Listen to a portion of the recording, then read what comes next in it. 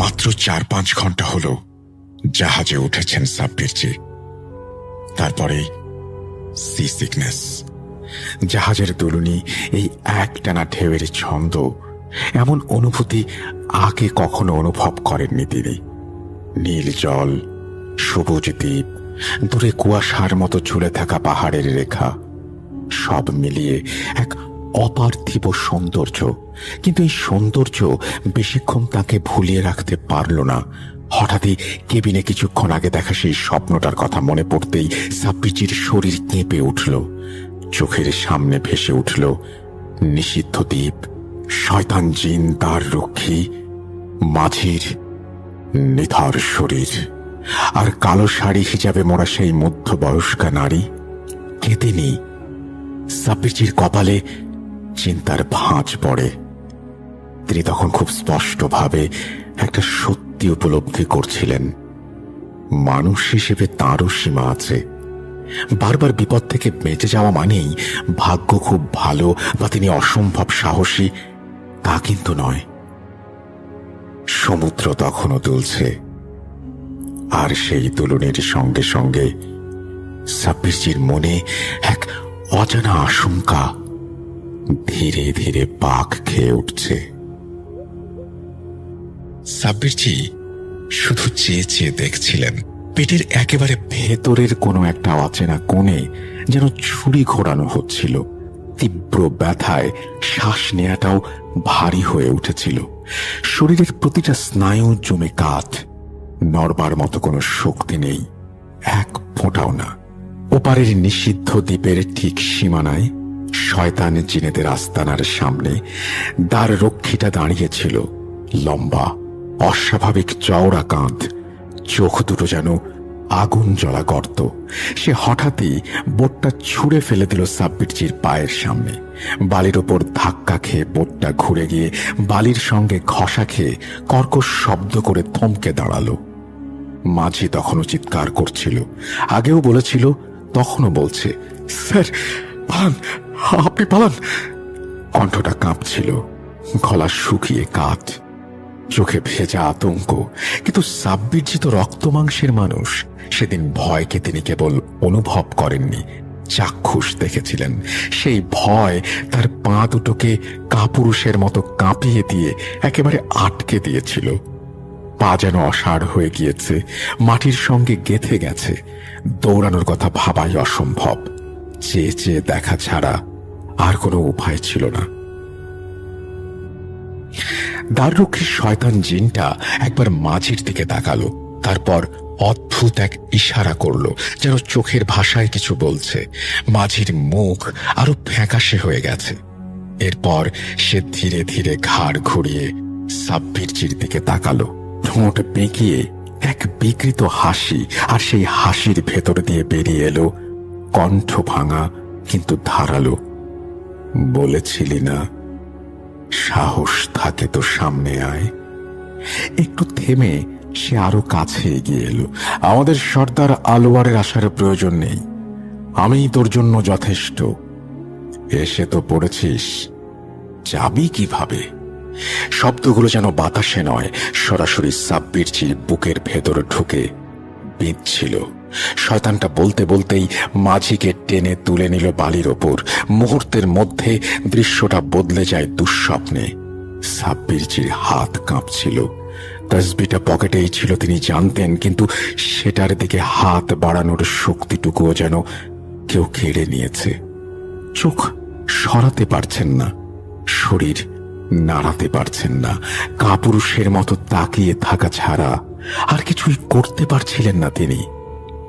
এক ফোঁটাও নড়েননি।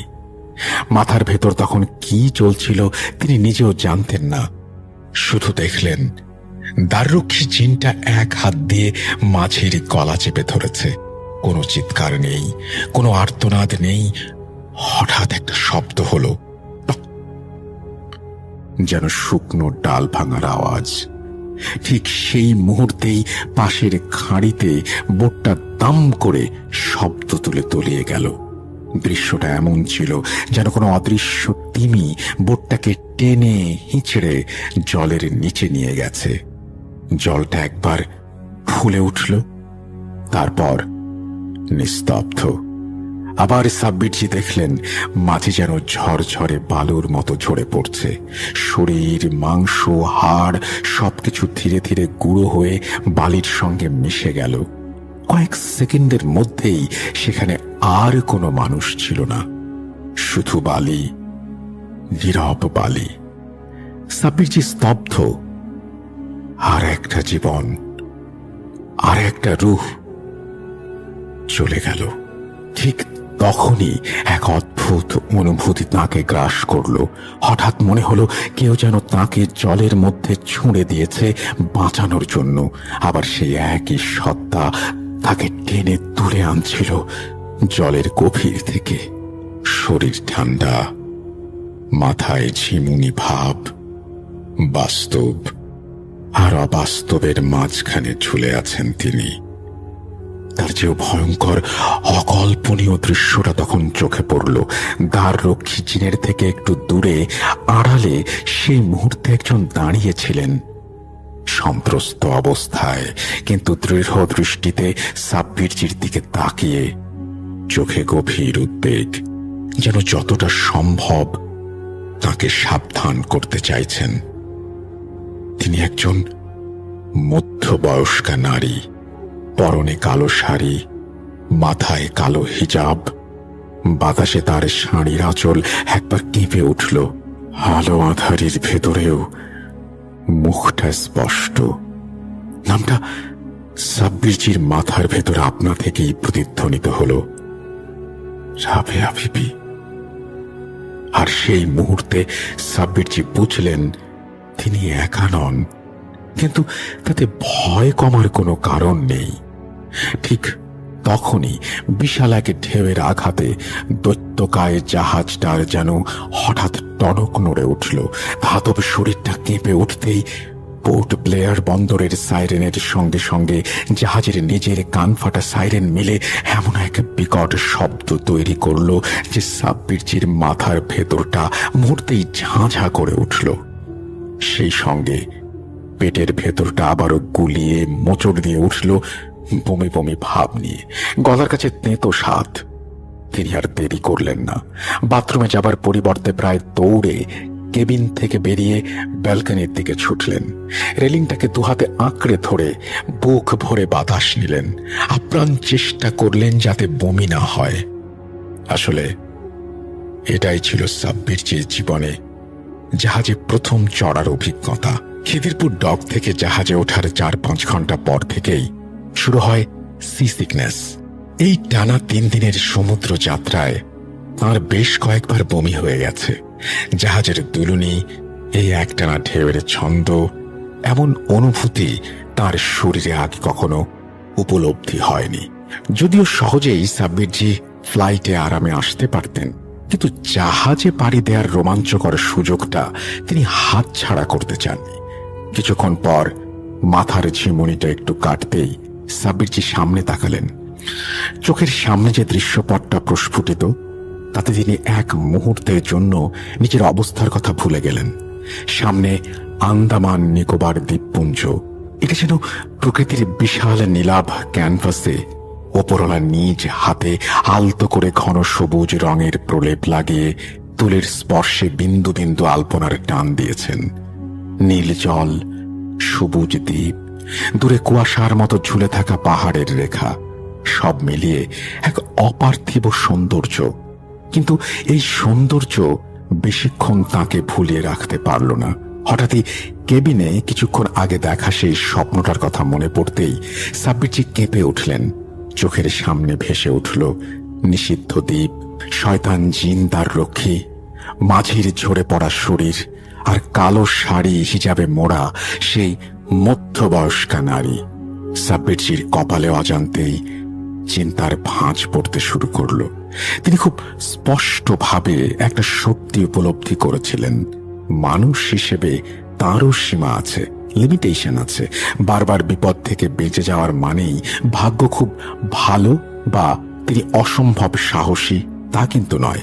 জীবন সবাইকে বারবার সুযোগ দেয় না, আর সুযোগ পেলে সেটাকে হেলাফেলা করা ঠিক নয়। কারণ একদিন না একদিন সেই কঠিন দিনটা আসবেই। এটাই নিয়তি, এটাই বাস্তবতা। এই ভাবনাটাই তার বুকের ভেতরটাকে ভারী করে তুলছিল। আর দেরি না করে তিনি চোখ বন্ধ করে জিয়াউদ্দিন সাহেবকে স্মরণ করলেন। সমুদ্রের বাতাসের ভেতরেই যেন এক গম্ভীর উপস্থিতি নেমে এলো। কিছুক্ষণের মধ্যেই জিয়াউদ্দিন সাহেবের কণ্ঠ ভেসে উঠল, গভীর, সংযত, কিন্তু অস্বস্তিতে ভরা। তিনি স্পষ্ট করে জানালেন, আন্দামানে ঘোরাটা নিছকই সাধারণ কোনো ভ্রমণ হবে না। এই ট্রিপে এমন কিছুর মুখোমুখি হতে চলেছেন সাব্বিরজি যার বিভৎসতা কল্পনারও বাইরে। যেটা সামনে আসছে সেটা শুধুই ভয়ঙ্কর নয়, অশুভ। আর স্বপ্নে রাবেয়া বিবিকে দেখার অর্থও ব্যাখ্যা করলেন তিনি। এই ভয়ঙ্কর পরিস্থিতির মোকাবেলার জন্য শুধু তাঁর উপস্থিতি যথেষ্ট নাও হতে পারে। রাবেয়া বিবির প্রয়োজন পড়বে। তার সাহায্য ছাড়া সামনে যা আসছে তার মোকাবেলা করা কঠিন হবে। তবে বিপদটা ঠিক কি আর কোথা থেকে আসবে সেটা তখনও জিয়াউদ্দিন সাহেব নিজেও আঁচ করতে পারেননি। সমুদ্র তখনও দুলছে, আর সেই দুলুনির সঙ্গে সঙ্গে সাব্বিরজির মনে এক অজানা আশঙ্কা ধীরে ধীরে পাক খাচ্ছিল। আন্দামানে আসার পর 3 দিন কেটে গেছে। এই কদিনে সাব্বিরজি যেমন কিছু দর্শনীয় স্থান ঘুরে দেখেছেন, তেমনি এমন কিছু ঘটেছে যার কোনো যুক্তিসঙ্গত ব্যাখ্যা তার নিজের কাছেও নেই। ঘটনাগুলো ছিল অকল্পনীয়, লোমহর্ষক, এবং প্রতিটা মুহূর্তে যেন অদৃশ্য কোনো শক্তির উপস্থিতি তার খুব কাছাকাছি ঘোরাফেরা করছিল। তবে সেই সব ঘটনার প্রসঙ্গে যাওয়ার আগে আন্দামানে আসার পেছনে সাব্বিরজির আরেকটা গুরুত্বপূর্ণ উদ্দেশ্য এখন পরিষ্কার করা আবশ্যক। সালটা 2017 নভেম্বর মাস। সত্যি বলতে কি, সাব্বিরজি আন্দামান নিকোবরে শুধু বেড়াতেই আসেননি। হাওয়া বদলের পাশাপাশি তার আরেকটা বড় কারণ ছিল একজন দূর সম্পর্কের চাচার পরিবারের সঙ্গে দেখা করা বললেও ভুল হবে, বলা ভালো ওনাদের জীবনে নেমে আসা কিছু অস্বাভাবিক অতি প্রাকৃতিক সমস্যার সমাধানের চেষ্টা করা। অর্থাৎ এক ঢিলে 2 পাখি মারার মতো ব্যাপার। তা না হলে সাব্বিরজির মতো ব্যস্ত মানুষ শুধুমাত্র বেড়ানোর উদ্দেশ্যে এত দূর পাড়ি দিবেন, এটা ভাবাই কঠিন। সেই দূর সম্পর্কের চাচার নাম হুমায়ুন আলী আহমদ। হুমায়ুন সাহেব জন্মসূত্রে ভারতের মূল ভূখণ্ড পশ্চিমবঙ্গের বহরমপুরের বাসিন্দা হলেও 70-এর দশকে জীবিকার তাগিদে আন্দামানে চলে আসেন। প্রথমে সামান্য ব্যবসা, পরে ধীরে ধীরে সেটাই বড়। শেষমেশ আন্দামানের এক প্রত্যন্ত ছোট দ্বীপে তিনি পাকাপাকিভাবে বসবাস করতে শুরু করেন। সমুদ্র আর জঙ্গলে ঘেরা এই দ্বীপেই তাঁর সংসার, পরিবার আর জীবনের বাকি দিনগুলো সেখানেই কাটাতে থাকেন। দূরত্বের সত্ত্বেও হুমায়ুন সাহেবের সঙ্গে সাব্বিরজির পরিবারের সম্পর্ক কখনোই আলগা হয়নি। যোগাযোগ ছিল ঘনিষ্ঠ। এমনকি 80-র দশকে হুমায়ুন সাহেব মারা যাবার পরেও ব্যবসার কাজে কিংবা অন্য কোনো প্রয়োজনে হুমায়ুন সাহেবের পরিবারের কেউ কলকাতায় এলে তারা প্রায় নিয়ম করেই সাব্বিরজির বাড়িতেই উঠতেন। সেই বাড়ির ভেতরেই বহু রাতে গল্পগুজব হয়েছে, হাসি ঠাট্টা হয়েছে, আর মাঝে মধ্যে এমন কিছু কথা হয়েছে যা তখন সাধারণ মনে হলেও আজ ফিরে তাকালে অন্যরকম লাগে। কিছুদিন আগে হঠাৎই হুমায়ুন সাহেবের পরিবারের ওপর নেমে আসা অদ্ভুত সমস্যার কথা সাব্বিরজির কানে আসে। সমস্যাগুলো যে সাধারণ নয় সেটা ফোনেই বোঝা যাচ্ছিল। কথার ফাঁকে ফাঁকে ছিল অজানা আতঙ্ক, চাপা ভয় আর না বলা অনেক ইঙ্গিত। সেই খবর পাওয়ার পর থেকেই সাব্বিরজির মনে একটা অস্বস্তি কাজ করছিল। তাই সিদ্ধান্ত নেন আন্দামানে যেতে হবে। একদিকে আত্মীয়ের বিপদ, অন্যদিকে বহুদিন কোথাও বেড়াতে না যাওয়ার ক্লান্তি, দুটোই একসাথে মিটিয়ে নেয়ার সুযোগ। কিন্তু একটা ব্যাপার শুরু থেকেই অদ্ভুত ছিল। আন্দামানে পৌঁছেও সাব্বিরজি সরাসরি হুমায়ুন সাহেবদের বাড়িতে ওঠেননি। তার বদলে তিনি পোর্ট ব্লেয়ারের একটি হোটেলে উঠলেন। সেই সিদ্ধান্ত যে শুধু সাবধানতা ছিল তা নয়, বরং সামনে আসতে থাকা অন্ধকারের বিরুদ্ধে প্রথম নীরব প্রস্তুতি, যা তখনও তিনি নিজেই পুরোপুরি বুঝে উঠতে পারেননি। পোর্ট ব্লেয়ারে পৌঁছানোর দিনই সাব্বিরজি তাঁর চাচাতো ভাই গোলাম নবীকে ফোন করে জানিয়ে দিয়েছিলেন দুদিনের মধ্যেই তিনি ওনাদের বাড়িতে যাবেন। ওপার থেকে গোলাম সাহেব খুব স্বাভাবিক গলাতেই কথা বলছিলেন, কিন্তু সেই স্বাভাবিকতার আড়ালে চাপা পড়েছিল এমন কিছু সাব্বিরজির অভিজ্ঞ চোখ কান সেটা ঠিকই ধরে ফেলেছিল। তবুও তিনি কিছু বলেননি। অনেক কিছু ফোনে বলা যায় না, এই বিশ্বাসটা সাব্বিরজির বহুদিনের। পরিকল্পনা মতোই 2 দিন পর একটি ছোট বোট ভাড়া করে তিনি রওনা দিলেন হুমায়ুন সাহেবের বাড়ির উদ্দেশ্যে। সমুদ্র তখন শান্ত, আকাশ পরিষ্কার, অথচ বুকের ভেতরে কেমন যেন একটা অজানা চাপা অস্বস্তি দানা বাঁধছিল। বোট ধীরে ধীরে খাড়ি পেরিয়ে সেই ছোট্ট দ্বীপটার দিকে এগোতে লাগলো। দূর থেকে দ্বীপটাকে দেখতে যতটা শান্ত আর সুন্দর মনে হচ্ছিল, কাছে আসার সাথে সাথেই ততটা যেন নিঃশব্দ আর ভারী হয়ে উঠেছিল চারপাশ। বোট থেকে নেমে সাদা বালির ওপর পা রাখতেই হঠাৎই ভর সকালেও সাব্বিরজির বুকের ভেতরটা কেঁপে উঠল, ঠিক যেন কেউ অদৃশ্যে খুব কাছে থেকে তাকে দেখছে। পকেটে রাখা তসবিটা আচমকা গরম হয়ে উঠতে শুরু করলো, এমন গরম যে এক মুহূর্তে হাত ঢোকাতে গিয়েও থমকে গেলেন তিনি। এই অনুভূতি তাঁর অচেনা নয়। বহু জায়গায় বহু বিপদের আগে তিনি এমন সতর্ক সংকেত পেয়েছেন, তবুও তিনি সেটাকে আপাতত গুরুত্ব না দিয়ে গোলাম সাহেবের দেয়া ঠিকানার দিকে পা বাড়ালেন। দ্বীপটার ভেতরের রাস্তাটা অদ্ভুত রকমের, সবুজ গাছপালা, উঁচু উঁচু নারকেল গাছ আর ঘন জঙ্গলের পাশ দিয়ে সরু কালো পিচের রাস্তা যেন কোনো নিয়ম মানে না। সোজা না গিয়ে সাপের মতো এঁকে বেঁকে সমুদ্রের খাঁড়ির ধার ঘেঁষে জঙ্গলের ভেতর হারিয়ে গেছে। মাঝে মাঝে দূরে দূরে 2-1টা বাড়ি চোখে পড়লেও গোটা দ্বীপটাই ভীষণ নির্জন। মানুষের উপস্থিতি আছে কিন্তু প্রাণ নেই, এমন একটা অনুভূতি। বাজার এই দ্বীপে নেই, পাশে তুলনামূলক বড় একটা দ্বীপে বাজার, আর তারপরেই ছড়িয়ে ছিটিয়ে রয়েছে আরো কিছু টাপু যেগুলো মানুষের জন্য নিষিদ্ধ। সেসব টাপুর দিকে তাকালেই কেমন যেন চোখ সরিয়ে নিতে ইচ্ছে করছিল সাব্বিরজির, ঠিক যেন ওদিক থেকে কিছু একটা তাকিয়ে আছে। অবশেষে হুমায়ুন সাহেবের বাড়ির সামনে পৌঁছালেন তিনি। সবুজ ঘাসের ওপর দাঁড়ানো প্রশস্ত বাড়িটা দেখে প্রথম নজরেই মনে হলো এই বাড়ি সময়ের সঙ্গে কথা বলে। খোলা উঠোনে রোদ নেমে এসেছে, চারিদিকে রং বাহারি ফুলের গন্ধ ভাসছে বাতাসে। সারি সারি নারকেল গাছ, পাতার ফাঁক দিয়ে বাতাসের মৃদু শোঁ শব্দ, টালির ছাউনি, সব মিলিয়ে একটা শান্ত গ্রাম্য সাউথ ইন্ডিয়ান বাড়ির আদল। বাইরে থেকে দেখলে কারোরই মনে হবে না এই বাড়ির দেয়ালের ভেতরে কিছু অস্বাভাবিকতা লুকিয়ে আছে, কিন্তু সাব্বিরজির চোখে সেই শান্তির আড়ালে চাপা অস্বস্তির ছায়া ঠিকই ধরা পড়েছিল। গেটের সামনে পৌঁছাতেই তিনি দেখলেন গোলাম সাহেব নিজেই দাঁড়িয়ে আছেন তাকে রিসিভ করার জন্য। মুখে হাসি, অথচ ঠিক সেই হাসি যেন চোখ পর্যন্ত পৌঁছায়নি। সাদরে আপ্যায়ন করে সাব্বিরজিকে বাড়ির ভেতরে বৈঠকখানায় নিয়ে বসালেন তিনি। চা এলো, কিছু সাধারণ কথাবার্তা হলো, কিন্তু কথা বলার মাঝেই সাব্বিরজির চোখ এড়াল না গোলাম সাহেবের চোখে মুখে সেই ভয় আর আতঙ্কের ছাপ। সেই বাড়িতে ঢোকার আগেই জিয়াউদ্দিন সাহেব অদৃশ্য থেকে তাকে সতর্ক করে দিয়েছিলেন, সব কথা শোনো আর ভেতরে ভেতরে প্রস্তুত থাকো।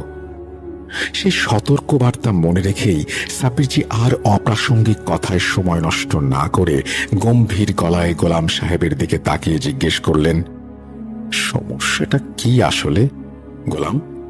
ফোনে তো কিছুই পরিষ্কার করে বললে না। এই প্রশ্নটা যেন বহুদিন ধরে চেপে রাখা কোনো বাঁধ ভেঙে দিল। গোলাম সাহেব এক মুহূর্ত চুপ করে রইলেন। মনে হলো কথাগুলো বলতে গিয়েই গলা শুকিয়ে গেছে। চোখের দৃষ্টি মেঝেতে আটকে, দুহাতের আঙুল একে অপরের মধ্যে জড়াজড়ি করে তিনি ধীরে ধীরে বলতে শুরু করলেন, আপনি তো জানেন সাব্বির ভাই, 70-এর দশকে আব্বা পাকাপাকি ভাবে এখানে ব্যবসা শুরু করেন। প্রথমে মাছের আড়ত, খাঁটি পরিশ্রমের কাজ। ভোর রাতে সমুদ্রে নামা, জেলেদের কাছ থেকে মাছ কেনা, তারপর সেগুলো বিভিন্ন দ্বীপে পাঠানো। ধীরে ধীরে আব্বার নাম ছড়িয়ে পড়ে। পরে 80-র দশকে এসে আব্বা প্রমোটারির ব্যবসাতেও হাত দেন। বাড়ি, গুদাম, ছোট দোকান, এভাবে জমি জমা নিয়ে কাজ বাড়তে থাকে। কিন্তু আন্দামান নিকোবরে যে এলাকাগুলোতে আমাদের ব্যবসা ছড়াচ্ছিল, সেখানে সাউথ ইন্ডিয়ান লোকজনদের আধিপত্য ছিল বেশি। বাইরে থেকে আসা মানুষ বলে আমাদের ভালো চোখে দেখত না অনেকেই। মুখে কিছু না বললেও ভেতরে ভেতরে টুকিটাকি শত্রুতা ছিল। কে কখন কি করবে সেটা কেউ জানত না। 80 দশকের শুরুতে আমার বয়স তখন 6 কি 7। আমরা এখানেই পাকাপাকিভাবে থাকতে শুরু করি। প্রতিপত্তি হলেও আব্বার একটা অভ্যাস কোনোদিন যায়নি। বাড়িতে পরিচারক থাকা সত্ত্বেও তিনি নিজেই পাশের দ্বীপে প্রতি হাটবারে বাজার করতে যেতেন। তিনি বলতেন, নিজের হাতে না কিনলে শান্তি পায় না। সেদিনও তেমনই এক হাটের দিন। আব্বা দুপুরে খাবার সেরে বাজারের উদ্দেশ্যে বেরিয়েছেন। তখন রোদ ছিল, সমুদ্র শান্ত। হাটে পৌঁছে বাজার করতে করতে কখন যে সময় গড়িয়ে গেল তিনি বুঝতেই পারেননি। যখন বাজার সদাই হাতে বোটের দিকে ফিরছেন, তখন দিনের আলো ফুরিয়ে বিকেল গড়িয়ে সন্ধ্যার দিকে ঝুঁকছে। আকাশের রং বদলাতে শুরু করেছে, চারিদিক থমথমে। আব্বা হেঁটেই একটা নিরিবিলি পথ ধরে খাঁড়ির চরের দিকে যাচ্ছিলেন। ওই পথটা তিনি চেনেন, বহুবার গেছেন। কিন্তু সেদিন হাঁটতে হাঁটতে কানে অদ্ভুত একটা ব্যাপার ধরা পড়ে। মাঝে মাঝে মনে হচ্ছিল ঠিক পেছনে কেউ তার সঙ্গে পা মিলিয়ে হাঁটছে। পাতার মচমচে শব্দ, শুকনো ডাল ভাঙার আওয়াজ, সব যেন খুব কাছ থেকে আসছে। তিনি থেমে পেছনে তাকালেন, কেউ নেই। আব্বার বুকের ভেতরটা কেঁপে উঠল। তবু নিজেকে সামলে আবার হাঁটা শুরু করলেন। কিছু দূর এগোতেই জঙ্গলের রাস্তায় ঢুকতে হয়। প্রায় আধা কিলোমিটার লম্বা সেই রাস্তার দুপাশে তখনও দুটি গেরস্ত বাড়ি ছিল। সেগুলো পার হওয়ার পর সামনে শুধু জঙ্গল আর ঘন নিঃশব্দ অন্ধকার। আব্বা তখন একা। তিনি হাঁটছিলেন। ঠিক তখনই পেছন থেকে ভ্যানের হর্নের প্যাঁ প্যাঁ আওয়াজ ভেসে আসলো। একটা না, কর্কশ শব্দ। আব্বা থমকে দাঁড়িয়ে জিজ্ঞেস করলেন, কে? অন্ধকারের ভেতর থেকে ফ্যাঁস ফ্যাঁসে কণ্ঠে কেউ উত্তর দিল, সরে যা, পাশে সরে যা, লাশ নিয়ে আসছি। এই কথাটা শুনে আব্বার শরীর শিরশির করে ওঠে। তবু তিনি চুপচাপ রাস্তার পাশে সরে দাঁড়ান। ততক্ষণে চোখে অন্ধকার শুয়ে গেছে। আব্বা দেখলেন সত্যি একজন লোক ভ্যান টেনে নিয়ে আসছে। ভ্যানের উপর আড়াআড়ি করে একটা লাশ রাখা, কাপড়ে ঢাকা, নিথর। লোকটার মুখ ঠিক চিনতে পারছিলেন না, শুধু মনে হচ্ছিল মুখটা অস্বাভাবিক রকম লম্বা। আব্বা থমকে গিয়ে দোয়া দরুদ পড়ে বুকে ফোঁ দিলেন। ভ্যানওয়ালা ধীরে ধীরে এগিয়ে গেল। তাদের মধ্যে তখন হাত কয়েকের দূরত্ব। আব্বা আবার হাঁটা শুরু করলেন। সাহস করে দূর থেকে প্রশ্ন ছুড়ে দিলেন, ওই মিয়া, এটা কার লাশ? কয়েক সেকেন্ডের নিস্তব্ধতা, তারপর আবারও সেই অদ্ভুত গলা ভেসে আসলো, বেশি কথা বলিস না, নাইলে তোর লাশ খান উঠবো ভ্যানে। এই উত্তর শুনে আব্বার পায়ের তলা থেকে যেন মাটি সরে গেল। ভয় পেলেও তিনি সেটা প্রকাশ করলেন না। মাথা নিচু করে শক্ত মনে হাঁটতে লাগলেন। কালিমা পড়ছিলেন মনে মনে। কিছুক্ষণ পর হঠাৎই খেয়াল করলেন পেছনে আর ভ্যানের আওয়াজ নেই, একদম নেই। পেছন ফিরে তাকিয়ে আব্বা অবাক হয়ে গেলেন। রাস্তা ফাঁকা, কোনো ভ্যান নেই, কোনো লোক নেই। শুধু জঙ্গল থেকে খসখস শব্দ ভেসে আসছে, যেন কেউ শুকনো পাতা মারিয়ে চলছে। কেন জানি না সেই শব্দের দিকে আব্বার পা এগিয়ে গেল। বাম দিকের জঙ্গলের ভেতর তাকিয়ে তিনি দেখলেন ভ্যানটা রাস্তা ছেড়ে জঙ্গলের ভেতরে নেমে গেছে। বুকের ভেতর ভয় চেপে ধরে রেখেই তিনি সেই দিকে এগোলেন। শুকনো পাতা, কাঁটা ঝোপঝাড় পেরিয়ে একটু ভেতরে যেতেই চোখের সামনে যা দেখলেন তাতে তার দম বন্ধ হয়ে আসে। ভ্যানওয়ালা লাশটাকে নামায়নি। লাশ সহ ভ্যানটা জঙ্গলের ভেতর রেখে সেটাই একটা গাছ বেয়ে ওপরে উঠছে। মানুষের মতো নয়, অস্বাভাবিক দ্রুত, 4 হাত পা দিয়ে। তখনই আব্বা বুঝে যান এটা মানুষ না। ঠিক সেই মুহূর্তে ওপর থেকে ধুপধাপ করে কয়েকটা ছায়া লাফিয়ে পড়ে। গাছের ডাল থেকে, অন্ধকারের ভেতর থেকে দানবের মতো অবয়ব, তারা ক্ষুধার্ত নেকড়ের মতো লাশটার ওপর ঝাঁপিয়ে পড়ে। হাড় ভাঙার শব্দ, মাংস ছেঁড়ার বিকট আওয়াজ সব একসাথে। আব্বা আর এক সেকেন্ডও দাঁড়াননি। বাজার সদাই ফেলে কালিমা পড়তে পড়তে প্রাণপণে দৌড়াতে লাগলেন। জঙ্গল, অন্ধকার, ভয় সব পেছনে ফেলে তিনি খাঁড়ির দিকে ছুটে যান। কোন রকমে বোটে উঠে বোট স্টার্ট দেন। হাত পা কাঁপছিল, চোখে জল, বুকের ভেতর তখনও দৃশ্যটা জীবন্ত। সেই রাত থেকেই আমাদের জীবনে অন্ধকার নামে। বাড়িতে ঢুকেই আব্বা আর নিজেকে সামলাতে পারেননি। গলা শুকিয়ে কাঠ, হাঁপাচ্ছিলেন। রুদ্ধশ্বাস অবস্থায় যা দেখেছেন, যা অনুভব করেছেন, সবকিছু ভাঙা ভাঙা স্বরে বলতে শুরু করলেন। প্রথমে কেউ বিশ্বাস করতে চায়নি, কিন্তু আব্বার চোখের বৃষ্টি, ঘামে ভেজা শরীর আর কাঁপতে থাকা হাত দেখে সবাই বুঝে গিয়েছিল এটা কোনো বানানো ভয় নয়, কিছু একটা সত্যিই ঘটেছে। সেই রাতেই কয়েকজন পরিচারক আর দুজন বিশ্বস্ত স্টাফকে নিয়ে আব্বা আবারও সেই জায়গায় যান। আর সেটাই বোধহয় তার জীবনের সবচেয়ে বড় ভুল ছিল। তাদের হাতে ছিল 3 ব্যাটারির টর্চ। চারিদিকে অস্বাভাবিক নিস্তব্ধতা, যেন জঙ্গল নিজেই নিঃশ্বাস চেপে রেখেছে। খাঁড়ি পেরিয়ে সেখানে পৌঁছাতেই টর্চের আলো পড়ে সেই ভ্যানটার ওপর। ভ্যানটা তখনও ছিল, কিন্তু সেটার আগের মতো কোনো যানবাহন ছিল না। তখন সেটা যেন এক চলমান কসাইখানা। ভ্যানের গায়ে শুকিয়ে যাওয়া গাঢ় রক্তের দাগ, চাকার কাছে জমে থাকা আঠালো কিছু, ভ্যানের নিচে আর আশেপাশে ছড়িয়ে থাকা মানুষের চুল, কাটা আঙুল, পায়ের আঙুল, কিছু আধখানা, কিছু পুরো। যেন কেউ মানুষকে খেলনার মতো ভেঙে ছিঁড়ে খেয়ে অবশিষ্ট হাড়গোড় ফেলে রেখে গেছে। কারো মুখ দিয়ে কোনো কথা বেরোয়নি। টর্চের আলো কাঁপছিল নাকি ওদের হাত কাঁপছিল বোঝা যাচ্ছিল না। আব্বার মনে হচ্ছিল ঝোপের আড়াল থেকে কেউ তাকিয়ে আছে। ঠিক তখনই গাছের দিক থেকে ভেসে আসা অদ্ভুত সব শব্দ, কোনো পশুর ডাক নয়, আবার মানুষের ডাকও নয়। শব্দগুলোতে ক্ষুধা ছিল, আহ্বান ছিল, যেটা কেউ বলছে এসো এসো। আর এক মুহূর্ত সেখানে দাঁড়ানোর সাহস হয়নি কারো। কেউ কোনো প্রশ্ন করেননি, কেউ কিছু দেখার চেষ্টা করেননি। সবাই নিঃশব্দে ফিরে আসেন। সেই রাতে আর কেউ ঘুমোতে পারেননি। এরপর থেকে আব্বা 4-5 মাস ধরে সেই রাস্তা ব্যবহার করেননি। শুধু আব্বা নন, যে যে পরিচারক ও কর্মচারী সেদিন রক্তাক্ত ভ্যান দেখেছিল, সবার মুখ যেন স্তব্ধ। তখনকার দিনে বিশ্বাস ছিল এমন কিছুর কথা মুখে আনলে বিপদ ডেকে আনা হবে। আদমখোরদের কথা বললে তারা শুনে ফেলে, আর শুনে ফেললে খুঁজে চলে আসে। সময় নিজের কাজ করে। 5 মাস কেটে যায়। মানুষের মন ভয় ভুলে যেতে চায় বা ভুলে যাওয়ার ভান করে। দিনের আলোয় জঙ্গল আর ভয়ঙ্কর থাকে না। আব্বাও ধীরে ধীরে নিজেকে বোঝাতে শুরু করেন, হয়তো কোনো খুন, হয়তো কোনো পাগলের কাজ। একদিন কয়েক কর্মচারীকে সঙ্গে নিয়ে আবার সেই রাস্তা দিয়ে যান। কিছু হয় না। আরেকদিন যান, তারপর নিয়মিত। দিনের আলোয় কোনো ভ্যান নেই, কোনো রক্ত নেই, কোনো শব্দ নেই। তবুও জঙ্গলের ভেতর দিয়ে হাঁটার সময় আব্বার মাঝে মাঝে মনে হতো কেউ যেন দেখছে, শুধু দেখছে না, এখন খেতে চাইছে। তখন বৈশাখ মাস। দিনের তাপ যেন মাটির বুক ফুঁড়ে আগুন হয়ে বেরোচ্ছে। আব্বা সেদিন যথারীতি হাটে গিয়েছিলেন। বাজার করতে করতেই বিকেল গড়িয়ে সন্ধ্যা নেমে আসে।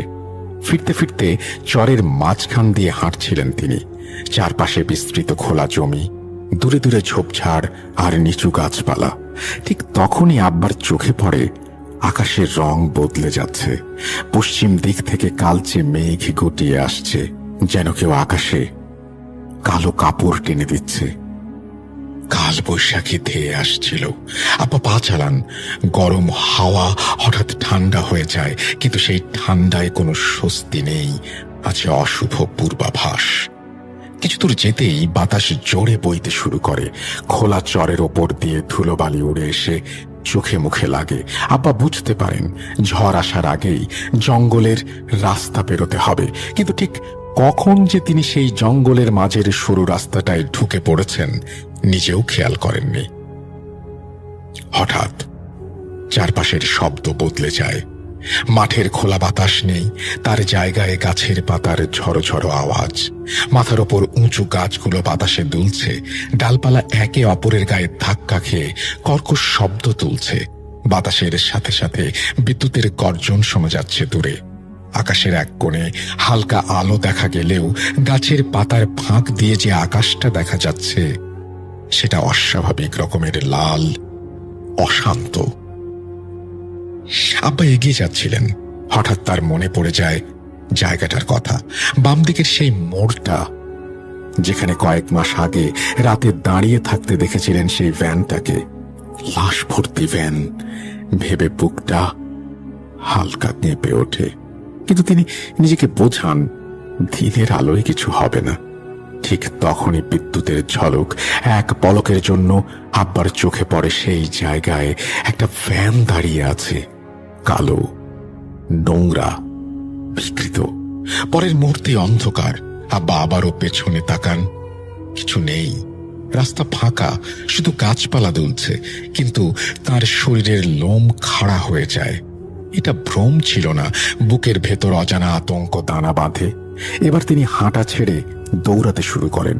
বাতাস তীব্র হয়ে উঠেছে। প্রথম বৃষ্টির ফোঁটা গায়ে পড়ে, তারপর ভারী বৃষ্টি। ঘন জঙ্গলের ভেতর দিয়ে দৌড়াতে দৌড়াতে আব্বার জামা ভিজে চামড়ায় লেপটে যায়। কাদা জলে পা পিছলে যাচ্ছিল, তবু প্রাণ ভয়ে থামেননি তিনি।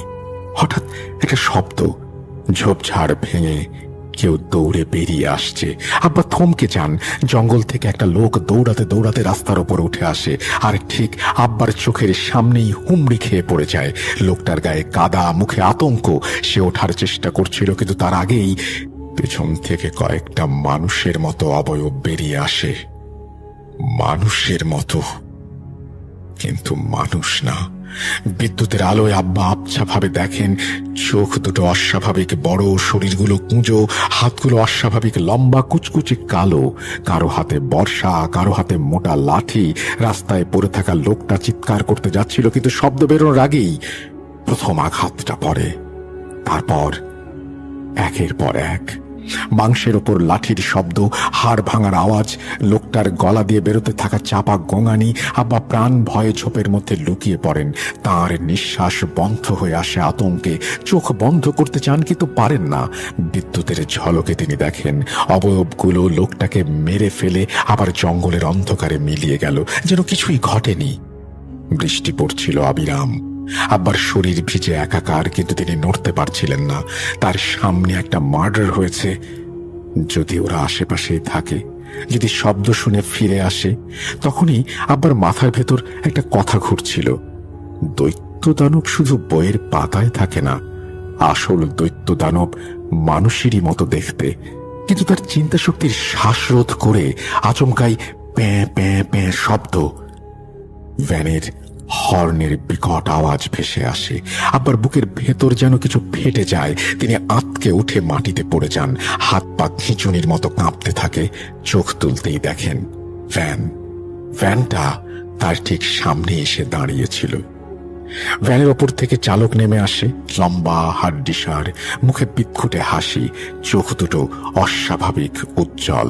আব্বার দিকে তাকিয়ে হেসে বলে, কিরে তুই এখানে? তোকে কতদিন খুঁজেছি, কিন্তু কোনো হদিশ পাইনি, আজ পেয়েছি। বলতে বলতে সে ভ্যানটা ঠেলে নিয়ে যায় রাস্তার ওপর পড়ে থাকা লোকটার দিকে। বিদ্যুতের আলোয় আব্বা আবার দেখতে পান ভ্যানের ওপর আগেই দুটো রক্তাক্ত লাশ পড়ে আছে। ভ্যানটা থামে। কয়েক সেকেন্ডের নিস্তব্ধতা। তারপর আব্বা নিজের কানে পরিষ্কার শুনলেন লোকটা তখনও বেঁচে আছে। ক্ষীণ গোঙানি। ভ্যানওয়ালা বিরক্ত গলায় বলেন, ইস রে, মরেনি, জিন্দা খাবে কি করে? এই কথার পর যা ঘটল তা কোনো মানুষের কাজ নয়। ভ্যানওয়ালা লোকটার বুকের ওপর উঠে দাঁড়ায়, তারপর লাফাতে থাকে। ধুমধাম শব্দে লোকটার বুক দেবে যায়। মুখ দিয়ে ফিনকি দিয়ে রক্ত বেরিয়ে আসে। কয়েকটা লাফের পর লোকটার শরীর নিথর হয়ে যায়। ভ্যানওয়ালা থামে। সে ধীরে ধীরে নেমে এসে লোকটার বুকে মাথা রাখে, যেন হার্টবিট শুনছে। কয়েক সেকেন্ড পর সে আব্বার দিকে তাকিয়ে উল্লাস করে বলে, এ দেখ, শেষ, শরীরে জান নেই। তারপর উঠে দাঁড়িয়ে বলে, চিন্তা খেলে লোকে জেনে যাবে, তাই মারলাম। বলতে বলতে সে লোকটার নিথর দেহটা বস্তার ভেতর ভরে কাঁধে তুলে নেয়। টুপুস করে শব্দ হয়, ভ্যানের ওপর ছুঁড়ে ফেলে দেয় লাশটা। তারপর ধীরে ধীরে আব্বার দিকে এগিয়ে আসে। কিরে, পড়ে থাকবি? হাসিটা আরো বিকৃত হয়ে ওঠে। চল, তোকেও নিয়ে যাই, তবে যখন তোকে বলবো নেমে যেতে, নেমে যাস।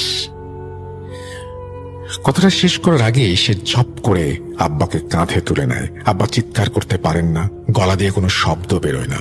কয়েক কদম হেঁটে সে আব্বাকে ভ্যানের ওপর লাশগুলোর পাশে ফেলে দেয়। নড়াচড়া করবি না, পড়ে গেলেই সর্বনাশ। বৃষ্টির মধ্যে ভ্যান চলতে শুরু করে।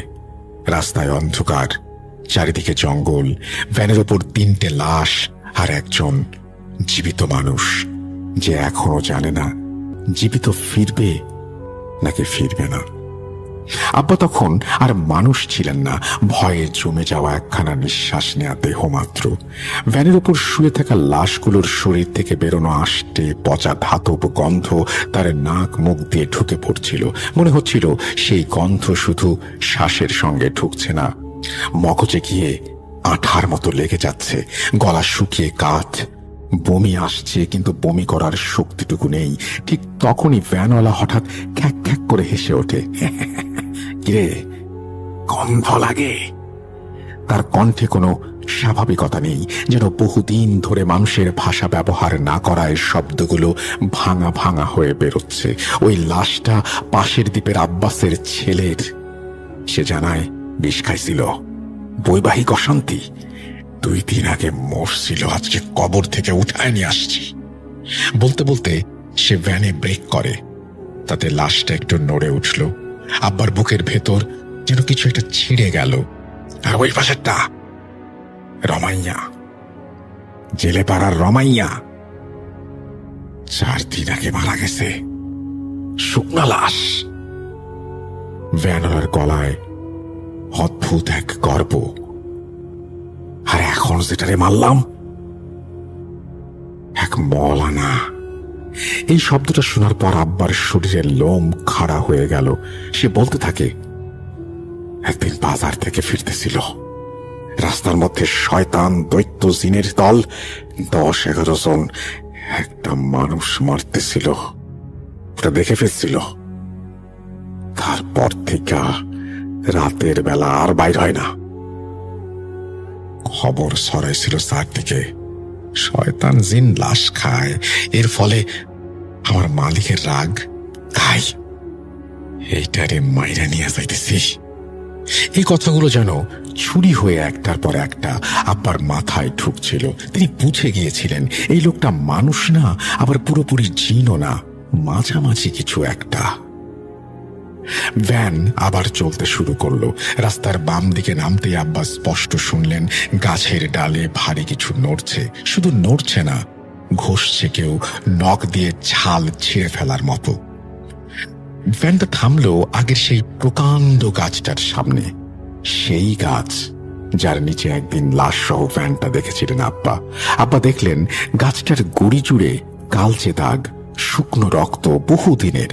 ভ্যানওয়ালা নেমে এলো, একটার পর একটা লাশ নামাতে শুরু করলো। আর ঠিক তখনই গাছ বেয়ে নেমে আসতে শুরু করলো অবয়বগুলো। চোখ দুটো অন্ধকারেও যেন জল করছে, হায়নার মতো দৃষ্টি তাদের। সে কি উল্লাস! আব্বা চোখ বন্ধ করে কাঁপছিলেন। এই দৃশ্য দেখলে যে কেউ পাগল হয়ে যেত। হঠাৎই একটা অবয়ব সামনে এগিয়ে আসে আব্বার খুব কাছে, এত কাছে যে সে তার শরীরের গন্ধ শুকতে লাগলো। আব্বার নিঃশ্বাস বন্ধ হয়ে আসে। ঠিক তখনই ভ্যানওয়ালা গর্জে উঠল, আরে আরে আরে, ওইটা এখন না। অবয়বটা গো গো করে পিছিয়ে যায়, কিন্তু আরেকটা পেছন থেকে লাফিয়ে আব্বার পিঠে উঠে বসে। আব্বার ভাবতে পারলেন না, শরীর যেন নিজে থেকেই কাজ করা বন্ধ করে দিয়েছে। এক ঝটকায় কাত হয়ে তিনি ভ্যান থেকে নিচে মাটিতে পড়েই উঠে দাঁড়ালেন। এরপর আর কি, প্রাণপণে ছুটতে শুরু করলেন। পেছনে কি হচ্ছে, কে ডাকছে, কে হাসছে, কিছুই তিনি আর শুনলেন না। শুধু জানতেন সেখানে থাকলে মৃত্যু মৃত্যু নিশ্চিত। জঙ্গল গিলে খেতে চেয়েছিল তাকে, আর আব্বা দৌড়াচ্ছিলেন জীবনের জন্য। আব্বা দৌড়াতে দৌড়াতে এক মুহূর্ত পেছনে ফিরে তাকাতে পারছিলেন না। পেছন থেকে ভেসে আসছিল ভ্যানওয়ালার হর্নের বিকট শব্দ, আর মাঝে মাঝে কোনো অচেনা পশুর ডাক। শরীরটা কেবল ছুটছিল, মন থেকে কোনো হুমসি কাজ করছিল না। কেবল চিৎকার, আতঙ্ক আর বুকের ভেতরে জমে থাকা অজানা শক্তি। ভ্যানওয়ালার কণ্ঠ তখনও ক্ষীণ ভেসে আসছে, যেন বাতাসে আটকে থাকা অদৃশ্য ধ্বনি। প্রতিটি শব্দ যেন শরীরের ভেতরে ঢুকে বিঁধে যাচ্ছিল। আব্বা ছুটছিলেন, কিন্তু হৃদয় যেন ঢিমে হয়ে গেছে। পায়ের তলা পাথরের মতো ভারী, তবুও দৌড় থামাতে পারছিলেন না। কেবল একটা জিনিস মনে হচ্ছিল, বাঁচতে হবে। বোটের ওপর হুড়মুড়িয়ে চড়াও হয়ে আব্বা কিছুটা শান্তি পেলেন। বোটের নড়াচড়া, জলের আওয়াজ আর হালকা বাতাস সবকিছু যেন মানুষের চেতনা ফেরানোর একমাত্র মাধ্যম। কিন্তু শরীর তখনও কাঁপছিল। বোটে উঠে বাড়ির দিকে যখন এগোতে লাগলেন, তখনই হঠাৎ শারীরিক শক্তি শেষ হয়ে আসে। পা আর মাথা যেন আলাদা কাজ করছিল। শেষ পর্যন্ত বাড়িতে পৌঁছে উঠোনে হুমড়ি খেয়ে জ্ঞান হারান। পড়ে যাওয়ার শব্দে পরিবারের সবাই বাইরে এসে আব্বাকে অচেতন অবস্থায় দেখে হতভম্ব হয়ে যায়। সকালে হুঁশ ফেরার পর আব্বা সব খুলে বলেন। সবকিছু শুনে দাদি, চাচারা সবাই বিস্মিত। তারা বললেন আব্বা যেন বহরমপুর গ্রামে চলে যান কিছুদিনের জন্য। কিন্তু আব্বা নারাজ। তিনি জানেন এখানে ব্যবসা, জমি জমা, প্রতিপক্ষের আঙুল সবই ঝুঁকিতে। আম্মা পরামর্শ দিলেন, আপনার জমি জমার ব্যবসার জন্য শত্রুতা দিনে দিনে বাড়ছে। কেউ কিছু করেছে হয়তো আপনাকে। আগে কোনো আলেম, হুজুর, কবিরাজ দেখান। আম্মার কথা মতো আব্বা একজন হুজুরের কাছে যান। হুজুর দুদিন পর প্রস্তুত থাকার কথা বলেন। নির্ধারিত দিনে হুজুর আব্বাকে নিয়ে পার্শ্ববর্তী একটি দ্বীপে যান। সেখানে আব্বা প্রমোটরের জন্য জমি কিনেছিলেন। সেখানে পৌঁছে হুজুর মাটি খুঁড়তে লাগলেন এবং একটি পুটলি বের করেন। পুটলিটি দেখতে সাধারণ, কিন্তু স্পর্শ করলে যেন ভেতর থেকে অদ্ভুত শক্তির লিক লিক করছে বলে মনে হয়। হুজুর বললেন, তোমাকে মারার জন্য দূরের নিষিদ্ধ দ্বীপ থেকে শয়তান জিনদের দল পাঠিয়েছে, যার সর্দার আলওয়ার। সাবধান হও, জিনদের মধ্যে ভালোও আছে, খারাপও আছে। এই পুটলিতে তারা বন্দী। তুমি একটি বিশেষ সূরা পড়ে এটি খাঁড়ির জলে ভাসিয়ে দাও, দেখবে আর কোনো সমস্যা হবে না। তবে রাতের বেলা একা বাইরে যাবে না, সময় লাগবে এই দোষ কাটতে। আব্বা হুজুরের কথা মতো পুটলিটিকে ধীরে ধীরে খাঁড়ির জলে ভাসিয়ে দেন। তার স্রোতে পুটলিটি ভেসে যাচ্ছে, কিন্তু আব্বার মন তখনও স্থির নয়। গোলাম সাহেব এই বলে থেমে পাশের জগ থেকে এক গ্লাস পানি গড়িয়ে খেলেন। সাব্বিরজির মনে তখন অদ্ভুত চাপের এক ঘোর নেমে এসেছে। হুঁশটা ফেরে গোলাম সাহেবের ডাকে সাব্বিরজি আবার জিজ্ঞেস করেন, এরপর কি হলো? গোলাম সাহেব পুনরায় ধীরে ধীরে ভয় আর কৌতূহল মিশিয়ে বলে যান, 2 মাস কোনো সমস্যা হয়নি, সবকিছু ঠিক মনে হচ্ছিল। কিন্তু একদিন রাতে আব্বা খাবার শেষে ঘর থেকে বের হন, আর তারপর যে ভয়ঙ্কর দৃশ্য ঘটে তা আমরা জীবনে ভুলব না। তখন ইলেকট্রিসিটি ছিল না। অল্প সময়ের মধ্যেই আবার বিকট আর্তনাদে আম্মা ছুটে বের হয়ে কুপির আগুনের আলোতে দৃশ্যটি দেখে চিৎকার করে জ্ঞান হারান। আমরা সবাই আতঙ্কে ছুটে বের হই। সেই রাত যেন অন্ধকারে ভরা একটি দানবীয় স্বপ্নের মতো। মৃদু আলোয় দেখা যায় আব্বার 2 হাত বাহুর জয়েন্ট থেকে ছিঁড়ে গেছে, পাও নেই, ফিনকি দিয়ে রক্ত ছুটছে, আর আব্বা আর্তনাদ করছে যন্ত্রণায়। পাশে আম্মা অচেতন, শ্বাস আটকে গেছে। ঘরের মধ্যে ভয় আর রক্তের গন্ধ মিশে এক অবর্ণনীয় আতঙ্ক তৈরি করেছে। আমি ঘর থেকে বের হওয়ার সময় অন্ধকারে একটি দৈত্যকায় ছায়া দেখলাম, অন্ধকারে মিলিয়ে যাচ্ছে। সঙ্গে ভ্যানের বিচ্ছিরি শব্দ মৃত্যুর বার্তা দিচ্ছিল। আব্বার আর কিছু মনে করার ছিল না। হাত পা ছিঁড়ে শরীর থেকে আলাদা, দেহ রক্তাক্ত, শ্বাস বেরিয়ে যাচ্ছে। এমন অবস্থা জীবনের চরম মুহূর্তের। আব্বাকে আর বাঁচানো যায়নি। পরবর্তী সময়ে বড় হয়ে আমি আম্মার কাছে এই সমস্ত ঘটনার বিস্তারিত শুনি। প্রতিটি শব্দ মনে অদৃশ্য ভয় ঠেলে দেয়। মনে হয় সে রাতের রক্ত, ভ্যানের অশুভ আওয়াজ এখনো বাতাসে ভেসে বেড়াচ্ছে। আতঙ্ক, অজ্ঞাত শক্তির প্রভাব এবং মৃত্যু সংকেতের সেই মিলন সবই একটি অমোঘ অভিজ্ঞতা, যা আমাদের পরিবারের জন্য চিরকাল ছাপ হয়ে রয়ে গেছে। সাব্বিরজির মন মানসিকতা তখন সম্পূর্ণ অশান্ত। সর্দার আলওয়ারের নাম বারবার মাথায় বাজছে, যেন এক অদৃশ্য বলয়ের মতো ধীরে ধীরে ভাঙছে তার চিন্তার মণ্ডল। আন্দামানে এসে এই দুদিনে যা দেখেছেন তা যেন সমস্ত যৌক্তিক সীমা অতিক্রম করেছে। তার চোখে ভাসছে লাশের ভয়ঙ্কর দৃশ্য, ভ্যানের ওপরে ছড়ানো রক্ত, গাছের ওপরে অদৃশ্য ছায়া মানবদের হাহাকার। তিনি নিজের মনকে বোঝানোর চেষ্টা করছেন এসব বাস্তব হতে পারে না, কিন্তু প্রতিটি নিঃশ্বাস তার মস্তিষ্কে অদ্ভুত তীব্রতায় দংশন করছে। হঠাৎ তাঁর স্মৃতিতে ভেসে ওঠে হুজুরের কথাগুলো। শয়তান জিনদের দল পাঠানো হয়েছে, যার সর্দার আলোয়ার। এই নাম শুধু একটি শব্দ নয়, এটি যেন আকাশ থেকে নেমে আসা বরফের মতো মাটি ছুঁয়ে সবকিছু জমিয়ে দিচ্ছে। সাব্বিরজি বুঝতে পারছেন এই বিপদ শুধু দুর্ঘটনা নয়, এটি পরিকল্পিত, সৃষ্ট এবং তাদের সামনে প্রতিটি মুহূর্তে পলকে পলকে ভয় সৃষ্টি করছে। এসব কিছু মিলিয়ে অশান্তির মধ্যে থাকা সত্ত্বেও তিনি জানতে চাইলেন, হুমায়ুন চাচার এই মর্মান্তিক ঘটনা বলার পেছনে কি এখনকার সমস্যাগুলো জড়িত? উত্তরে গোলাম সাহেব কিছুক্ষণ চুপ করে রইলেন। ঘরের আলো তখন অদ্ভুতভাবে কাঁপছিল। বাতাস নেই, অথচ শিখাটা দুলছে। তিনি শুকনো গলায় বললেন, কি বলবো ভাই, যোগসূত্র আছে আবার নেইও। তবে যে যাই বলে, মনে হচ্ছে সেটাই একটু বাদে সামনে এসে দাঁড়াবে। তিনি চোখ নামিয়ে নিলেন।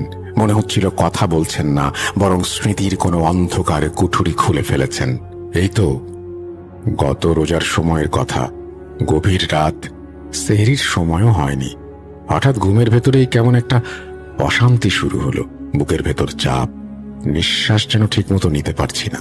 আর কানের কাছে একটা শব্দ। প্রথমে বুঝিনি, পরে খেয়াল করলাম অ্যাম্বুলেন্সের সাইরেন খুব কাছ থেকে। মনে হচ্ছিল অ্যাম্বুলেন্সটা যেন গলির মুখে দাঁড়িয়ে কেউ আমাকে ডাকছে। হঠাৎ তার কণ্ঠটা ভারী হয়ে গেল।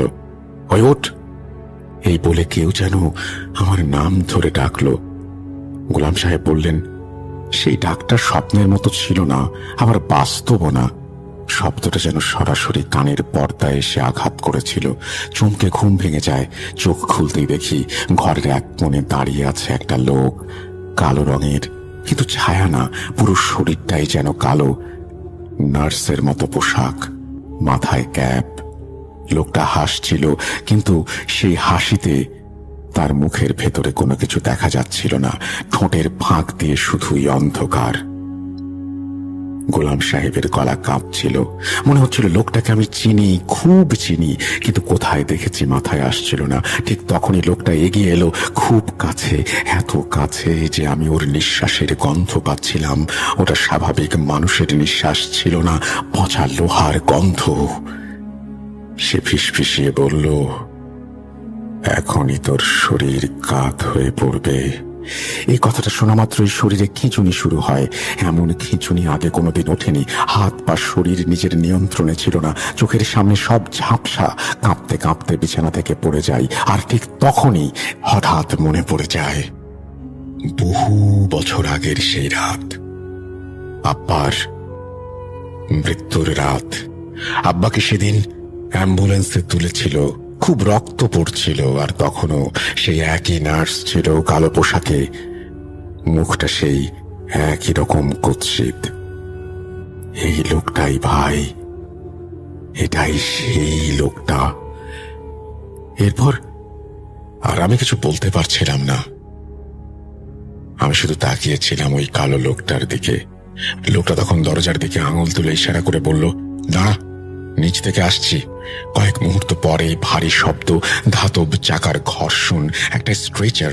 লোকটা স্ট্রেচার নিয়ে এসেছে। আর আশ্চর্যের কথা কি জানেন, বাসার দারোয়ানও ছিল ওর সঙ্গে। যেন সবটাই স্বাভাবিক। দারোয়ান বলছিল, তাড়াতাড়ি গাড়িতে ওঠান, সময় কম। আমি কথা বলতে চাইছিলাম, চিৎকার করতে চাইছিলাম, কিন্তু ঠোঁট যেন সিল করে দেয়া হয়েছে। শরীর একদম পাথর। আমাকে চ্যাং দলা করে স্ট্রেচারে তুলে দেয়া হলো। এরপর অ্যাম্বুলেন্সে তোলার সময় একটু মাথা কাত করতেই দেখি আমার ছেলে নেমে যাচ্ছে। ওর মুখটা আমি আজও ভুলতে পারি না। অ্যাম্বুলেন্সের ভেতরে সেই লোকটা বসেছিল। সে আমাকে দেখে হাসলো, পকেট থেকে একটা ছেঁড়া ফাটা কাগজ বের করলো। কাগজটা দেখে একবার বিরক্ত হয়ে ড্রাইভারকে বলল, কিরে, গোলামের তো আজকে উঠবার কথা ছিল না? অ্যাম্বুলেন্স চলছিল, জানালা দিয়ে অন্ধকারে ছুটে যাচ্ছিল। ঠিক তখনই আমার পায়ের কাছে পেছনের দরজায় ধাম ধাম করে কেউ আঘাত করছিল। অজানা ভাষার কথা। আমি কখন ঘুমিয়ে পড়লাম জানি না। গোলাম সাহেব কথা থামালেন। ঘরে তখন নিস্তব্ধতা। তিনি শুধু বললেন, ভাই, ওটা স্বপ্ন ছিল না। কারণ পরদিন আমি হাসপাতালের বেডে চোখ খুলেছিলাম, আর আমার হাতের কবজিতে স্ট্রেচারের দাগ আজও আছে। হুঁশ ফিরতেই আমি সবাইকে আমার সাথে ঘটা ঘটনার কথা বললাম, কিন্তু কাউকে তেমন গুরুত্ব দিতে দেখলাম না। মনে হচ্ছিল আমার চাপ বেড়েছে, শরীরের দুর্বলতার কারণে আমি সব ভাবছি। তবে যত সময় বাড়ছিল ততই সেই কালো লোকের চিহ্ন আমার চোখে বারবার ভেসে উঠছিল। রাতে নিদ্রাহীন মুহূর্তে বারবার সে আসে, স্ট্রেচার নিয়ে আসে, আমাকে অ্যাম্বুলেন্সে তুলে দেয়, যেন সবটাই স্বাভাবিক ঘটনা। সেই রাতের সবকিছু অস্পষ্ট হলেও শারীরিক ভয়, মানসিক যন্ত্রণা এবং পরাজয়ের অনুভূতি একত্রিত হয়ে একটি অদ্ভুত, অতি প্রাকৃতিক রিদম তৈরি করেছিল। আমি বারবার দেখি অবয়বগুলো কখনো পেছনে আমার উপরে ঝাঁপিয়ে পড়ে। সাব্বিরজি সব শুনে তাকে আশ্বস্ত করে সেদিনের মতো হোটেলে ফিরে এসে রাতে জিয়াউদ্দিন সাহেবকে স্মরণ করলেন। তার মনের মধ্যে তখন একগুচ্ছ প্রশ্ন ঘুরপাক খাচ্ছিল। কে এই তত্ত্ব, এই ভয়ঙ্কর ঘটনা, এই কালো ছায়া আলোয়ার নামক সেই সর্দার? কেন হুমায়ুন পরিবারের ওপরেই তারা নজর রাখছে? তবে জাহাজে দেখা স্বপ্নে বিপদের পূর্বাভাসটা এখন স্পষ্ট। আর এই দুদিনের মধ্যে যা কিছু ঘটেছে তার সূত্রগুলোর ঘোলাটে ভাব ধীরে ধীরে স্বচ্ছ হচ্ছে। তবুও জিয়াউদ্দিন সাহেব এলে সাব্বিরজি জানতে চান, সবকিছু কি একই সূত্রে গাঁথা? জিয়াউদ্দিন সাহেব উত্তর দেন, পিশাচ এসবই জিনদের একটি রূপ, আর আলওয়ার একটি শয়তান, নিকৃষ্ট জিন জাতীয় সর্দার। রাবেয়া বিবি তোমাকে আগেই বলেছেন, কিন্তু হুমায়ুন সাহেবের পরিবারের ওপর এর নজর এত বছর ধরে কেন পড়েছে, আর এই 2 দিনে কেনই বা এসব ঘটেছে, এখনো পর্যন্ত বুঝতে পারছি না। তুমি সাবধানে থেকো, আমি দেখি সূত্রটা কোথায়। এটা বলে তিনি চলে যান। টানা 4 দিন জিয়াউদ্দিন সাহেব খোঁজ করেও সমস্যার গোড়া ধরতে পারলেন না। হুমায়ুন সাহেবের পুরনো ঘটনা আর গোলাম সাহেবের ওপর চলমান অদৃশ্য আক্রমণ দুটো যেন একই অন্ধকারের সুতোয় বাঁধা, কিন্তু সেই সুতো কোথায় গিঁট খেয়েছে তা কেউ দেখতে পাচ্ছিল না। এই অনিশ্চয়তাই সাব্বিরজির বুকে ভারী পাথরের মতো চেপে বসেছিল। যুক্তির বাইরে গিয়েও তার মনে হচ্ছিল উত্তরটা ওই নিষিদ্ধ দ্বীপেই লুকিয়ে আছে। ঘটনা প্রবাহে একটু বিশ্রাম নিচ্ছি, কারণ শ্রোতা বন্ধুদের মনে প্রশ্ন উঠতে পারে, কি এমন ঘটেছিল আন্দামানে আসার একদিন পর। চলুন এবার ঘটনার সেই অংশে যাই। হুমায়ুন সাহেবের বাড়ি যাওয়ার আগে সাব্বিরজির সাথে এমন কিছু ঘটেছিল যা প্রথমে তুচ্ছ মনে হলেও ধীরে ধীরে ভয়াবহ রূপ নেয়। সম্ভবত সেই মুহূর্ত থেকেই অদৃশ্য শক্তির নজর পড়েছিল তার ওপর। সেদিন সাব্বিরজি হোটেলের দিকে হেঁটে যাচ্ছিলেন। পেছনের রাস্তাটা নিস্তব্ধ, শুধু সামনের বাতি জ্বলছে দূরের লাইট পোস্টে। আন্দামানে এসে একদিন কেটে গেছে, কিন্তু সেই প্রথম দিনেই মাথার ভেতর অদ্ভুত একটা চাপ অনুভব করছেন তিনি। রাত তখন 9টা বাজতে কয়েক মিনিট বাকি। হঠাৎই রাস্তায় কিছুটা দূরে একটা গলা খাঁকরানো খড়খড় শব্দ শুনতে পেলেন। আবহাওয়া ভয়ঙ্কর, হালকা ধোঁয়াশা বাতাসে ভেসে আসছে। জঙ্গল পথের পাতা কেমন কেঁপে উঠেছে, যেন কোনো অদৃশ্য দানব হাঁটতে হাঁটতে পায়ের তলে তা পিষে দিচ্ছে। সাব্বিরজি পেছন দিকে তাকালেন। নজরে এলো রাস্তার মোড়ের আড়ালে কেউ দাঁড়িয়ে আছে। দেখলেন যে ছায়াটা ঠিক মানুষের মতো নয়, বরং দানবের মতো। এত বছরের অভিজ্ঞতায় সাব্বিরজি বুঝতে পারছিলেন এটা কোনো সাধারণ প্রাণী নয়, এই যে শয়তানের রূপ। তিনি লম্বা শ্বাস নিয়ে নিজের মনকে শক্ত করে জড়িয়ে ধরলেন। তিনি তার মতো করেই হাঁটতে থাকলেন। কয়েক পা যেতে না যেতেই সেই ছায়া আবার ডাক দিল কর্কশ কণ্ঠে, দাঁড়া। সাব্বিরজি থেমে বললেন, কে রে? কিন্তু উত্তর এলো মৃদু, কর্কশ। সাব্বিরজি মুহূর্তের আকস্মিকতায় চমকে উঠলেন। এটাই সেই পাহারাদার শয়তান জিন যাকে তিনি স্বপ্নে দেখেছিলেন জাহাজে। বুক কাঁপছিল, তবু মুখে দৃঢ়তার আভাস রেখেছিলেন। তুই কে? কিসের জন্য এসেছিস? জিজ্ঞেস করলেন সাব্বিরজি। উত্তরে ছায়াটি কর্কশ কণ্ঠে বলল, তোকে নিয়ে যাব। হাত বাড়িয়ে দিল সাব্বিরজির দিকে। সাব্বিরজি প্রতিক্রিয়া অনুযায়ী ধাক্কা দিতে গিয়েছিলেন, কিন্তু ধাক্কা লাগলো না। উল্টে ছায়াটি তাকে ধাক্কা মেরে ফেলে দেয়।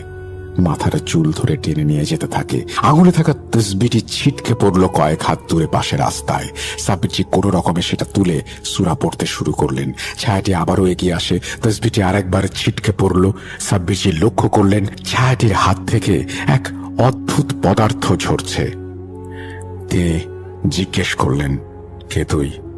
কেন আমার পেছনে লেগেছিস? ছায়াটা বলল, আমাদের দ্বীপে নিয়ে যাওয়ার আদেশ আছে। সাব্বিরজি শক্ত হয়ে দাঁড়ালেন, চোখে অশ্রু, মুখে অদম্য দৃঢ়তা। সাব্বিরজি ঘাবড়ে গেলেন না। তসবিটি উঁচিয়ে পড়তে যাচ্ছিলেন কিছু, কিন্তু সাব্বিরজি আবারও ধাক্কা খেলেন। হতচকিত হয়ে রীতিমতো তাঁর শ্বাস আটকে যাচ্ছিল। অবশেষে সাব্বিরজি কোন রকমে সেটিকে সরিয়ে সামনের দিকে এগোতে শুরু করলেন। পেছন থেকে আসছে এখনো কর্কশ কণ্ঠ। সাব্বিরজি এগিয়ে যাচ্ছেন দোয়া পড়তে পড়তে। সাব্বিরজি লক্ষ্য করলেন ছায়াটার আকার বদলাচ্ছে এবং বিভিন্ন আকার সে ধারণ করছে। তসবির শক্তি এবং সূরার প্রভাবে তা কিছু দূরত্বে আছে। সাব্বিরজির হৃদস্পন্দন তীব্র থেকে তীব্রতর হচ্ছিল। কয়েক মুহূর্ত পর ছায়াটি আবারও জিজ্ঞেস করল, কত দূর যাবি? শেষমেশ সাব্বিরজি অন্ধকার রাস্তায় ধীরে ধীরে এগিয়ে হোটেলের দিকে রওনা দিলেন। চোখে অশ্রু, শরীরে রোমাঞ্চ, মনে অদ্ভুত ভয়। এভাবেই শেষ হল আন্দামানের প্রথম রাতে ছায়া পাহারাদার শয়তান জিনের সঙ্গে তার প্রথম মোকাবেলা।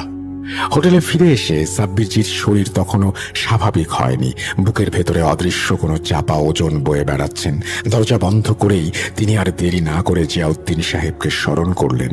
কিছুক্ষণের মধ্যেই ঘরের আলো যেন ম্লান হয়ে এলো। বাতাস ভারী হতে লাগলো। সাব্বিরজি বুঝে গেলেন উনি এসে গেছেন। জিয়াউদ্দিন সাহেব নিঃশব্দে উপস্থিত হয়ে সাব্বিরজির ডান হাতটা ধরে কিছুক্ষণ চুপ করে রইলেন। তার চোখ বন্ধ, ভ্রু কুঁচকে আছে। মনে হচ্ছিল তিনি হাতের শিরা উপশিরার ভেতর দিয়ে কিছু দেখার চেষ্টা করছেন।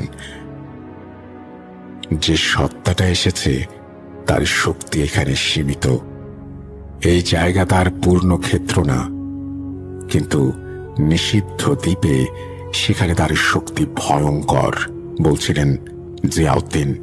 এই কথা শুনে সাব্বিরজির শির দাঁড়াবে, ঠান্ডা স্রোত বয়ে গেল। আমার ভালো লাগছে না সাব্বির, খুব খারাপ কিছু ঘটতে পারে। তোমার উপর অসম্ভব কোনো আক্রমণ।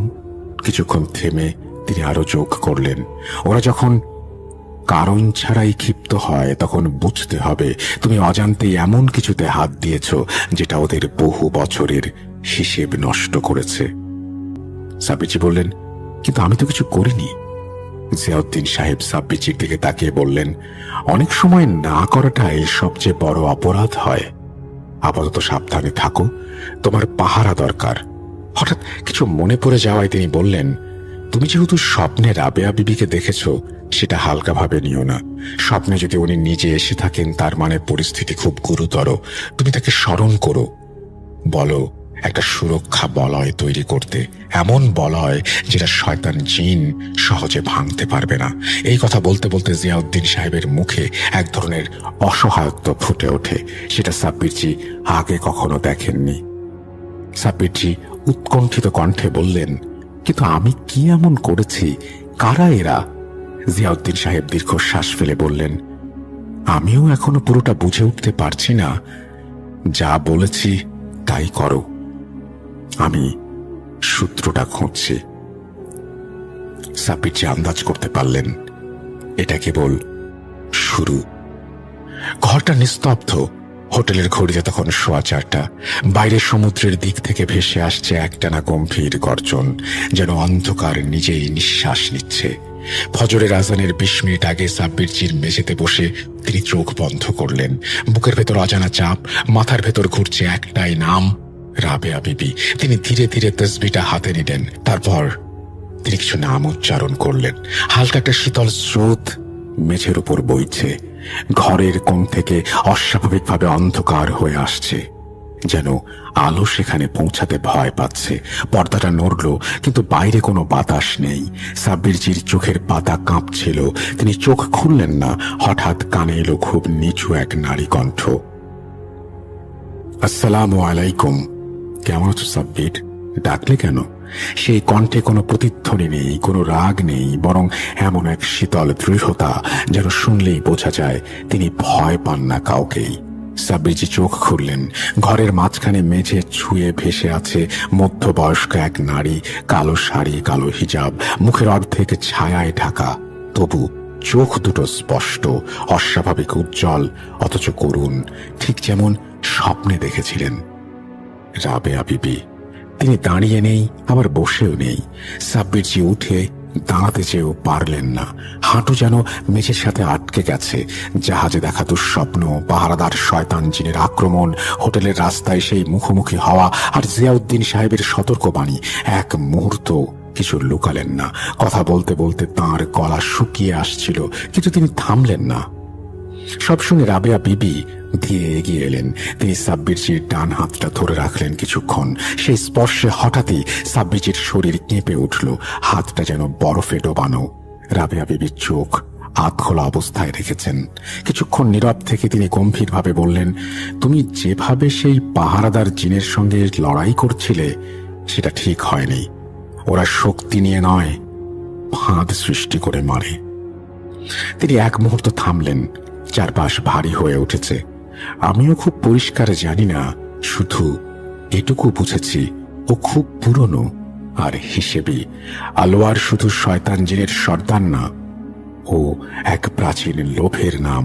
ও মানুষের হস্তক্ষেপ সহ্য করতে পারে না, কিন্তু আমি হস্তক্ষেপ করেছি। সাব্বিরজি জিজ্ঞেস করলেন, করেছ কিনা জানি না। এই কথা বলার সঙ্গে সঙ্গেই ঘরের দেয়ালে হঠাৎ যেন একটা ছায়া নড়ে উঠল। তোমার চারপাশে ওরা ঘুরছে, পাহারাদার, দালাল, সবাই ভক্ষক। তোমার স্বপ্নের বর্ণনা অনুযায়ী এটা কোনো নিষিদ্ধ দ্বীপ। সাব্বিরজির শরীর কেঁপে উঠল। রাবেয়া বিবি দুশ্চিন্তার স্বরে বললেন, স্বপ্নে কেন তোমাকে থামাতে চেয়েছিলাম সেটা এখন পর্যন্ত বুঝতে পারছি না। তবে একটা কথা পরিষ্কার, তোমার সেখানে যাওয়া বিপজ্জনক। সাব্বিরজির দিকে চোখ তুলে তাকালেন তিনি। এখন যেহেতু পরিষ্কার নয়, সে তোমার পেছনে লেগেছে, সাবধানে থাকাটাই জরুরি। আমি তোমার পাশে আছি। এরপর আরো কিছু কথোপকথন হলো। তারপর তিনি অদৃশ্য হয়ে গেলেন। সবাই মনোযোগ দেবেন। এখন আবারও ঘটনার মূল প্রবাহে সেই জায়গায় ফিরছি যেখানে সাব্বিরজি গোলাম সাহেবের বাড়ি থেকে ফিরে জিয়াউদ্দিন সাহেবকে সমস্ত ঘটনা জানানোর পর টানা 4 দিন ধরেও তিনি সূত্রের জট ছাড়াতে পারেননি। তবে শয়তানটা হয়তো বুঝে গেছে সাব্বিরজির আন্দামানে আসার আসল কারণ। হুমায়ুন সাহেবের বাড়ি থেকে ফিরে আসার ঠিক 4 দিনের মাথায় সন্ধ্যেবেলা সাব্বিরজি, জিয়াউদ্দিন সাহেব ও রাবেয়া বিবি একসাথে বসেছিলেন। বাইরের সমুদ্রের দিক থেকে আসা হাওয়ায় লবণের স্বাদ, আর তার সাথে পচা শ্যাওলার গন্ধ। সাব্বিরজি জানালার দিকে তাকাচ্ছিলেন। তার অকারণেই মনে হচ্ছিল কেউ যেন দূর থেকে তাকিয়ে আছে, চোখ সরাচ্ছে না। সেই মুহূর্তে সিদ্ধান্তটা পাকা হয়ে যায়। ব্যক্তিগত কারণে নয়, বরং এক টান তাকে সেখানে ডাকছিল। জিয়াউদ্দিন সাহেব আর রাবেয়া বিবির সতর্কতা সত্ত্বেও সাব্বিরজির দৃঢ় প্রতিজ্ঞা, নিষিদ্ধ দ্বীপে তাকে যেতেই হবে। জিয়াউদ্দিন সাহেব ও রাবেয়া বিবির কাছে বিষয়টা তুলতেই তারা এক কথায় না করে দেন। কথাটা শোনা মাত্রই রাবেয়া বিবির চোখ কেমন করে উঠল। জিয়াউদ্দিন সাহেব ধীরে ধীরে তসবিটা ঘুরিয়ে থামালেন। কয়েক মুহূর্তের নীরবতা। তুমি জানো না তুমি কি চাইছো, ওটা কোনো সাধারণ জায়গা নয়। সাব্বিরজি নাছোড় বান্দা, ওরা আমাকে ভয় দেখাতে চাচ্ছে। রাবেয়া বিবি কাছে এসে খুব নিচু স্বরে বললেন, দ্বীপে পা রাখলেই নিয়ম বদলে যায় সাব্বির। ওখানে মানুষ মানুষ থাকে না। 10 মিনিটও বেশি থাকলে তোমার রুহকে চিনে ফেলবে ওরা। অনেক তর্কের পর শেষ পর্যন্ত জিয়াউদ্দিন সাহেব রাজি হলেন, কিন্তু শর্ত দিলেন 10 মিনিট, 1 সেকেন্ডও বেশি না। কিছু না হলে সঙ্গে সঙ্গে ফিরে আসতে হবে। সাব্বিরজি সম্মত হলেন। এখানে একটা কথা পরিষ্কার বলা দরকার, কেউ আবার যেন এটা না ভাবে সাব্বিরজি সেই বিখ্যাত সেন্টিনেল নিষিদ্ধ দ্বীপে গিয়েছিলেন। না, সাব্বিরজি এমন একটা নিষিদ্ধ দ্বীপে গিয়েছিলেন যার নাম লোকে খুব একটা জানে না। মানচিত্রে থাকলেও ওই এলাকার মানুষজনটার নাম মুখে আনে না, কারণ যারা গেছে তাদের অনেকেই ফিরে আসেনি।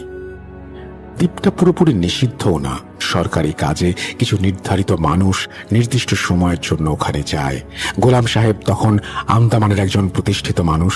তাঁর পরিচয় আর প্রভাবেই সাব্বিরজি প্রয়োজনীয় অনুমতি পেয়ে যান। সবকিছু খুব তাড়াতাড়ি ঘটে যায়। গোলাম সাহেব নিজেই একটা ছোট বোট আর অভিজ্ঞ মাঝির ব্যবস্থা করেন। মাঝিটার বয়স বেশি না, কিন্তু চোখ দুটো অস্বাভাবিক রকমের ক্লান্ত, যেন বহুদিন ঘুমায়নি। সাব্বিরজি ওর চোখে চোখ রাখতেই বুঝে যান এই লোকটা ভয় কি জিনিস জানে, আর সেই ভয় গল্পের নয়, চাক্ষুষ ভয়। এইবার প্রশ্ন উঠবে যে সাব্বিরজি কিভাবে চিনলেন কোনটা সেই নিষিদ্ধ দ্বীপ। বলে রাখি, উত্তরটা লুকিয়েছিল তার স্বপ্নে। বাস্তবে বাজার করে ফেরার সময় হুমায়ুন সাহেবকে শয়তান ভ্যান চালক যেই জায়গায় ভয় দেখিয়েছিল, সাব্বিরজি সেই জায়গার পরিদর্শন করতে গিয়ে খাঁড়ির চড়ে বোট থেকে নামার সময় অদূরে জঙ্গলে ঘেরা যে ছোট্ট দ্বীপটিকে দেখেছিলেন, ওটাই স্বপ্নে দেখা সেই দ্বীপ। সেদিন বিকেলের দিকে তারা রওনা দেন। সূর্য ঢলে পড়েছে, আকাশের কোণে রক্তিম আভা, আর অপরদিকে রূপালী চাঁদের উঁকি দেয়া খাড়ির ওপাশে সেই ছোট দ্বীপটা অদ্ভুত সুন্দর লাগছিল। সুন্দর, কিন্তু সেই সৌন্দর্যের ভেতরে যেন লুকিয়ে আছে কিছু ভুল। সাব্বিরজি বোটের দিকে এগোতেই রাবেয়া বিবির কথা মনে পড়ে যায়। মনে রেখো, দ্বীপে পা দেবার জায়গা পাবে না, সব জায়গায় কিলবিল করছে শয়তানের দল। বোটে উঠতেই মাঝি বলে উঠল, স্যার বলছি ওখানে কেউ যায় না, গেলে ফেরে না। সাব্বিরজি শান্ত স্বরে বললেন, আমি জানি। মাঝি তখন নিজেকে আটকে রাখতে পারলেন না, কাঁপা কাঁপা স্বরে বললেন, আপনি বুঝতে চাইছেন না স্যার, ওখানে এমন কিছু আছে যা মানুষের চিন্তা শক্তির ঊর্ধ্বে। শুধু সরকারি কারণে দ্বীপটা নিষিদ্ধ নয়, আমার দাদুর মুখে শুনেছি সেখানে আদমখোর পিশাচও আছে। এখন আপনি যদি তাদের নাগালে যেতে চান তাহলে বুঝতেই পারছেন কি হবে।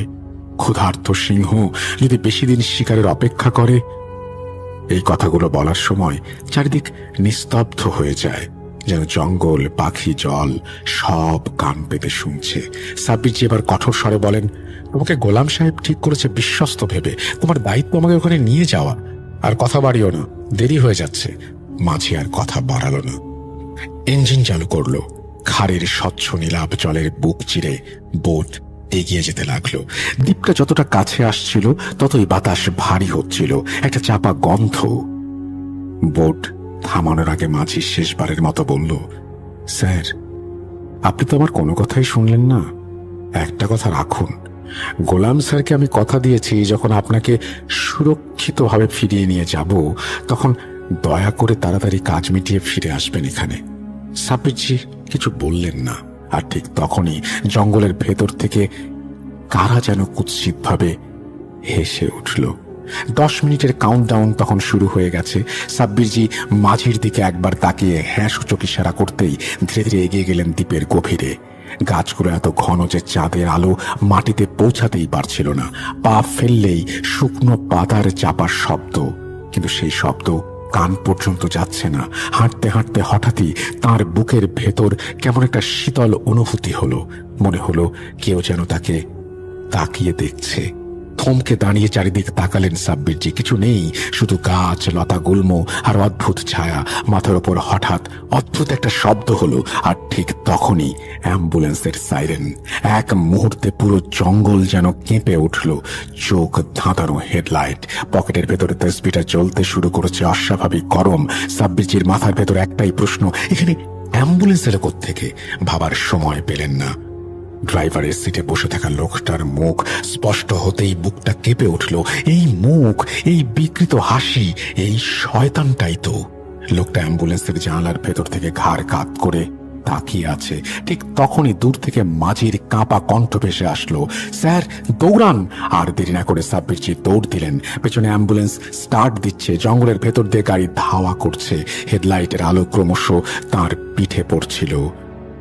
শয়তান আদমখোরগুলো দৌড়াতে দৌড়াতে হঠাৎ সামনে বেঁকে ফোঁসফাঁস শব্দ শুনলেন। তিনি চমকে তাকালেন। মাঝির চোখ লাল, মুখে আতঙ্ক। সে আঙুল দিয়ে দেখিয়ে বলল, স্যার এদিকে। সাব্বিরজি দৌড়ালেন, কিন্তু কয়েক পা যেতেই পেটের ভেতর তীব্র মোচড়, যেন ভেতর থেকে কিছু ছিঁড়ে যাচ্ছে। খাড়ির পাড়ে পৌঁছাতেই অদৃশ্য এক শক্তি সজোরে পেটে আঘাত করল। তিনি ছিটকে পড়লেন। চোখ খুলতেই প্রথম যে জিনিসটা দেখতে পান সেটা যন্ত্রণা। পেটের ভেতর যেন আগুন জ্বলছে, শ্বাস নিতে কষ্ট হচ্ছে, মাথা ঘোরাচ্ছে। একটু ব্যথা কমতেই চারপাশের শব্দ ভেসে এলো, জল, জঙ্গল জুড়ে অজস্র পশু পাখির ডাক। কিন্তু সেই ডাক স্বাভাবিক নয়। হঠাৎই পেছন থেকে ধূপধাপ করে মারার শব্দ। মাথাটা কাত করতেই সাব্বিরজি যা দেখলেন তাতে বুকের রক্ত হিম হয়ে আসে। মাঝিকে কেউ মারছে। চোখ কচলে আবার তাকালেন। না, ভুল নয়, যে মারছে সে আর কেউ নয়, সেই পাহাড়দার শয়তান জিন। বাস্তবে ধাওয়া করা অ্যাম্বুলেন্স চালানো একই সত্তা। শয়তানটার চোখে চোখ পড়তেই সে কর্কশ গলায় চিৎকার করে উঠল, বলেছিলাম না তুই আসবি? সাব্বিরজি তাকিয়ে দেখছিলেন। পেটের তীব্র ব্যথায় নড়তে পারছিলেন না। তসবি পকেটে আছে, কিন্তু হাত তুলতে পারছিলেন না। ঠিক তখনই একটা ঝাপটা ঠান্ডা স্পর্শ। রাবেয়া বিবি। তিনি এক মুহূর্ত দেরি না করে সাব্বিরজিকে ধাক্কা দিয়ে খাঁড়ির জলে ছুঁড়ে ফেললেন। ঠান্ডা জল ফুসফুসে ঢুকে যাচ্ছে, চোখে অন্ধকার। কয়েক সেকেন্ড পর যখন তাকে জল থেকে তোলা হলো, তখন তিনি দেখলেন পাহারাদার শয়তান জিন মাঝিকে নৃশংসভাবে হত্যা করছে। সাব্বিরজি কিছুই করতে পারলেন না, শুধু তাকিয়ে রইলেন কাপুরুষের মতো। খাড়ির দিকে তাকিয়ে দেখলেন বোটটা আবার ভেসে উঠেছে। পাহারাদার জিন আর তার সহচররা দাঁড়িয়ে আছে। পালাবার জায়গা নেই, মাটি নেই, পথ নেই। কাঁপা কাঁপা গলায় শব্দ করে সাব্বিরজি আয়াতুল কুরসি পড়া শুরু করলেন। আর দূরে কোথাও অদৃশ্য অন্ধকারের গভীরে আলোয়ারের উপস্থিতি স্পষ্ট হয়ে উঠছিল। সাব্বিরজি আয়াতুল কুরসি পড়ছেন। খাড়ির জলের ওপর অদ্ভুত ঢেউ উঠতে শুরু করেছে।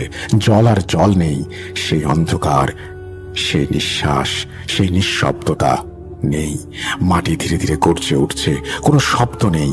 সাব্বিরজির মনে পড়ে গেল জিয়াউদ্দিন সাহেবের কথা, যেদিন দ্বীপ নিজে নিঃশ্বাস নেবে সেদিন বুঝবে সময় শেষ। এখন নিষিদ্ধ দ্বীপ নিঃশ্বাস নিচ্ছে। চারপাশের ছায়াগুলো স্থির।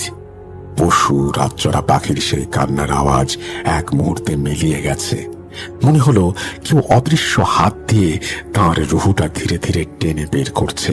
পেটে আগুনের মতো যন্ত্রণা। চোখের সামনে ভেসে উঠল অসংখ্য দৃশ্য, অপরিচিত মানুষের মৃত্যু, বিশ্বাসঘাতকতার মুহূর্ত। ও আসছে। পাহাড়দার জিনটা হঠাৎ ফিস ফিস করে উঠল কণ্ঠে ভয়। শুধু ভয় নয়, ভক্তি। খাঁড়ির জল আচমকা সরে যাচ্ছিল। সাব্বিরজির মাথার ভেতর জিয়াউদ্দিন সাহেবের কণ্ঠ আবার ভেসে উঠল। এবার আর সতর্কবার্তা নয়, স্বীকারোক্তি। আলওয়ার আঘাত করে না সাব্বির, সে উপস্থিত হয়, আর উপস্থিত মানেই সময়ের মৃত্যু। হঠাৎ বাতাস উল্টো দিকে বইতে শুরু করলো। জঙ্গল দুলে উঠছে, গাছের ডালপালা ভেঙে পড়ছে, ছায়াগুলো মাটিতে লুটিয়ে পড়ছে, নত হচ্ছে। আর ঠিক তখনই সাব্বিরজি টের পেলেন কেউ তার ঠিক পেছনে আছে। শ্বাসের শব্দ নেই, ছায়া নেই, শুধু এক অসম্ভব ভারী অস্তিত্ব। সাব্বিরজির পেছনে দাঁড়ানো সেই অদৃশ্য অস্তিত্ব ধীরে ধীরে স্পষ্ট হতে লাগলো, কালো ছায়ার মতো, অথচ পরতে পরতে চারপাশে অদ্ভুত শক্তি ছড়াচ্ছে। বাতাস ভারী।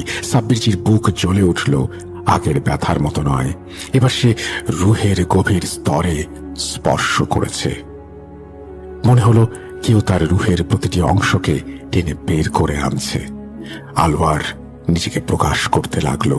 ছায়ার আড়াল ভেঙে তার পূর্ণ রূপ ভেসে আসলো। হাসি, কান্না, ঘৃণা, লোভ, প্রতিশোধের ছায়া একসাথে। ঠিক সেই সময় সাব্বিরজি আপ্রাণ চেষ্টা করে বিশেষ এক সূরা পাঠ করতে শুরু করলেন। এদিকে রাবেয়া বিবি তাকে সাহায্য করতে চারপাশে বলয় সৃষ্টি করে দাঁড়ানো। হুমায়ুন সাহেব যুবক অবস্থায় ব্যবসায় সম্পদ বাড়ানোর চেষ্টা করেছেন, আর সেই সময়ে পুঁতে রাখা এক পুটলি মাটির নিচে কালো জাদুর সাহায্যে চক্রবদ্ধ অভিশাপ, যার উদ্দেশ্য শুধু হুমায়ুন সাহেবকে হত্যা করা নয়, সম্পদের দখল, পরিবারের বিভ্রান্তি, বিশ্বাসঘাতকতা। চোখের সামনে ভেসে উঠছিল সেই গোপন দৃশ্য। সাব্বিরজি বুঝতে পারলেন পুটলিটি পাঠিয়েছিল কে, কে আলোয়ারকে এই নিষিদ্ধ দ্বীপ থেকে নিয়ে গিয়েছিল। বাস্তবে তার পরিকল্পনাকারী ছিল হুমায়ুন সাহেবেরই পরিবারের একজন আত্মীয়, ব্যবসার পার্টনার। সাব্বিরজির চোখে ভেসে উঠল আরো এক দৃশ্য। হুজুরের নির্দেশে হুমায়ুন সাহেব পুটলিটিকে খাঁড়ির জলে ভাসিয়ে দেওয়ার পরেও কালো জাদু হারায়নি। সেই আত্মীয় আবার ফিরিয়ে আনে তা। সেই সময় হুমায়ুন সাহেবের মৃত্যু ঘটে, যা সাব্বিরজি ইতোমধ্যেই শুনেছেন। সাব্বিরজি বুঝলেন পাহাড়দার শয়তানি জিনেরা আসলে আলোয়ারের প্রহরী। তাদের প্রকৃত পরিচয় অধম, নারকীয়, অতি প্রাকৃত। সাব্বিরজি টের পেলেন কেন আলোয়ার তাকে টানছিল। সবই প্রস্তুত করা হয়েছে। সে জানে যদি সাব্বিরজি দাঁড়ায় তবে ইতিহাসের চক্র ভেঙে যাবে, আর যদি সে পিছিয়ে যায় সম্পূর্ণ নিয়ন্ত্রণ আলোয়ারের হাতে যাবে। সাব্বিরজির চোখে আবারও ভেসে উঠল ব্যবসায়িক চুক্তি, বিশ্বাসঘাতকতার মুহূর্ত, পরিবারকে বিভ্রান্ত করার ষড়যন্ত্র। এখন সবই আলোয়ারের নিয়ন্ত্রণে। পাহারাদার শয়তানের জিন তার ছায়ায় মিলিয়ে যাচ্ছে।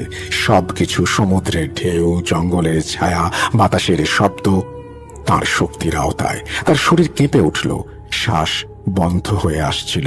আলোয়ার সরাসরি তাকে টানছে। সাব্বিরজির হৃদস্পন্দন তখন তীব্র, কিন্তু অবাক করে দিয়ে রাবেয়া বিবি সূরা পড়ে ডান হাত তুলে আঙুলে বাতাসে আঁকাবাঁকা ভাবে কিছু একটা ঘুরিয়ে ছায়াগুলোকে সরিয়ে দিলেন। একটি উজ্জ্বল আলোক রশ্মি তখন আলোয়ারের শরীরের চারপাশে ঘূর্ণায়মান বলয় তৈরি করছে। জিয়াউদ্দিন সাহেব ততক্ষণে চলে এসেছেন। সাব্বিরজিও এবার সূরা পাঠ করতে করতে তাসবিহ উঁচিয়ে ধরেছেন। সূরার প্রতিধ্বনি আলোয়ারের কানে ঢোকা মাত্রই তার শরীরের প্রতিটি কোণ কেঁপে উঠতে শুরু করল। তিনজনের একত্রিত শক্তি রাবেয়া বিবির বলয়কে আরো শক্তিশালী করেছে। জিয়াউদ্দিন সাহেব হঠাৎ তাঁর তসবিহ ঘুরিয়ে বলয় থেকে বেরিয়ে এসে আলোয়ারের চারপাশে জমজম কূপের পানি ছিটিয়ে দিলেন। সাব্বিরজি আবারও তসবিহ উঁচিয়ে নিজেকে বলয় আর শক্তির সঙ্গে মিশিয়ে দিলেন। আলোয়ার চিৎকার করতে করতে আক্রমণ চালাচ্ছে। রাবেয়া বিবি বাতাস, জল আর মাটির সঙ্গে শক্তির সামঞ্জস্য বজিয়ে রাখছিলেন। জিয়াউদ্দিন সাহেবের চোখ বন্ধ। এরই মাঝে সাব্বিরজি জিয়াউদ্দিন সাহেবের নির্দেশে আলোয়ার ও ছায়া পাহারাদারদের নজর এড়িয়ে একটি বিশেষ বোতল নিয়ে নিঃশব্দে জঙ্গলের পথে পা বাড়ালেন। খাঁড়ির পাড় থেকে আসা চাপা গর্জন এখন সরাসরি আলোয়ারের উপস্থিতি বুঝিয়ে দিচ্ছে, কখনো দৃশ্যমান, আবার কখনো এক লহমায় হাওয়া, জল, মাটি। ঠিক সেই সময় হঠাৎই সাব্বিরজি গোলাম সাহেবের আর্তনাদ শুনে পেছন ফিরে দেখেন। তিনি যা দেখেন তার জন্য তিনি প্রস্তুত ছিলেন না। তিনি দেখলেন গোলাম সাহেবকে আলোয়ারের সেই পাহারাদার, অ্যাম্বুলেন্সের নার্স, শয়তান জিন পালির ওপর দিয়ে টেনে হিঁচড়ে নিয়ে আসছে। আলোয়ার একত্রিত হয়ে এক চরম আক্রমণ তৈরি করেছে। সাব্বিরজির আগে ফুঁসে উঠলেন, গোলাম সাহেবকে বাঁচাতে হবে। হঠাৎ জিয়াউদ্দিন সাহেবের সতর্ক বাড়ি ভেসে আসলো, না সাব্বির না, শয়তানটা মায়ার খেলা শুরু করেছে, তুমি তাড়াতাড়ি চক্র নষ্ট করো। সাব্বিরজি হুঁশ ফেরে। এখানে আসার আগেই পরিকল্পনা মতোই রাবেয়া বিবি গোলাম সাহেবের সুরক্ষার জন্য বলয় তৈরি করে এসেছেন। সাব্বিরজি আবারও জঙ্গলের পথে পা বাড়ালেন। ঝোপঝাড়ের কাটার আঘাত, তবুও সাব্বিরজিকে কেউ আটকে রাখতে পারছিল না। আলোয়ার এবার পূর্ণ রূপে ধরা পড়ছিল। তার শরীর দীর্ঘ, বিকৃত। সে সরাসরি সাব্বিরজিকে লক্ষ্য করছিল। সাব্বিরজি বুঝলেন আলোয়ারকে শুধু আটকানো যথেষ্ট নয়, তাকে চিরতরে বন্দী করতে হবে। রাবেয়া বিবি চরের কাছ থেকে চিৎকার করে বললেন, সব শক্তি কেন্দ্রীভূত করো সাব্বির। আলোয়ার চিৎকার করে আক্রমণ চালাচ্ছিল। প্রতিটি আঘাতে রাবেয়া বিবির বলয় দুর্বল হচ্ছিল। জঙ্গল আর জঙ্গল নেই একটা জীবন্ত দানব। সাব্বিরজি সেই অদ্ভুত পাথরের চক্রের সামনে পৌঁছাতেই মাটি কেঁপে উঠল। চক্রটার মাঝখানে খোদাই করা চিহ্নগুলো ধকধক করে জ্বলছে। ঠিক তখনই ঝোঁপ ফুঁড়ে বেরিয়ে এলো সেই নার্সরূপী শয়তান। তিনি পিছু হটলেন না। আঘাত এলো, রক্ত ঝরল, শ্বাস আটকে গেল সাব্বিরজির। চারপাশ অন্ধকার, মনে হলো বুকের ভেতর রুহ কেউ ছিঁড়ে ফেলছে। ঠিক সেই মুহূর্তে জিয়াউদ্দিন সাহেব আবে জমজম আর আতরের প্রবাহ ছুড়ে দিলেন এবং রাবেয়া বিবি কাঁপা হাতে শেষ শক্তি দিয়ে বলায় রেখা টেনে ধরলেন। সাব্বিরজি দাঁতে দাঁত চেপে চক্রে আঘাত করলেন। পাথর ফেটে গেল, চিহ্নগুলো নিভে গেল। এক বিকট আর্তনাদে আলোয়ার ছিন্ন ভিন্ন শক্তিতে ভেঙে পড়ল। মুহূর্তের ফাঁকে সাব্বিরজি বিশেষ বোতলটা খুলে সেই ছুটে যাওয়া কালো শক্তিটিকে টেনে নিলেন। ঢাকনা বন্ধ করলেন। সবকিছু থেমে গেল। বাতাস ভারী কিন্তু আক্রমণাত্মক নয়। ঠিক তখন বোতলটা কেঁপে উঠল। ভেতরে তখনও চাপা গর্জন। জিয়াউদ্দিন সাহেব মাটি খুঁড়ে বোতলটা পুঁতে দিলেন সেই চক্রের মাঝখানে। সাব্বিরজি কাঁধ থেকে ঝরে পড়া নিজের রক্তের এক ফোঁটা সেখানে ফেললেন। দ্বীপ কেঁপে উঠল। তারপর ধীরে ধীরে সব শান্ত। নিষিদ্ধ দ্বীপ আলোয়ারকে গিলে নিয়েছে চিরতরে। কেউ কিন্তু জয়ী হল না, আবার কেউ হারলো না। নৌকা যখন খাড়ি ছাড়ল, দ্বীপটা তখন পেছনে কেবল অন্ধকারের ছায়া হয়ে রইল। কেউ উল্লাস করল না। এসবের মাঝে যেন অকারণেই বলি হয়ে গেল সেই মাঝি। সাব্বিরজি শুধু শূন্য দৃষ্টিতে নিষিদ্ধ দ্বীপের দিকে তাকিয়ে রইলেন। তার বুকের ভেতর একটা শূন্যতা। সে যা চেয়েছিল তা পেয়েছে, যদিও এটা শুধু ক্ষত নয়, একটা নীরব বন্ধন। জিয়াউদ্দিন সাহেব সূরা পাঠ করতে করতে তসবিহ ঘুরাচ্ছেন। কিন্তু যুদ্ধ কেবল জিতে শেষ হয় না সাব্বির, বললেন তিনি। সাব্বিরজি কিছু বললেন না। গোলাম সাহেবের পরিবার এখন কালো জাদু ও আলোয়ারের হাত থেকে সম্পূর্ণ মুক্ত। আরো কয়েকদিন সেখানে কাটিয়ে সাব্বিরজি ফিরে আসেন। না, এবার জাহাজে নয়, উড়োজাহাজে।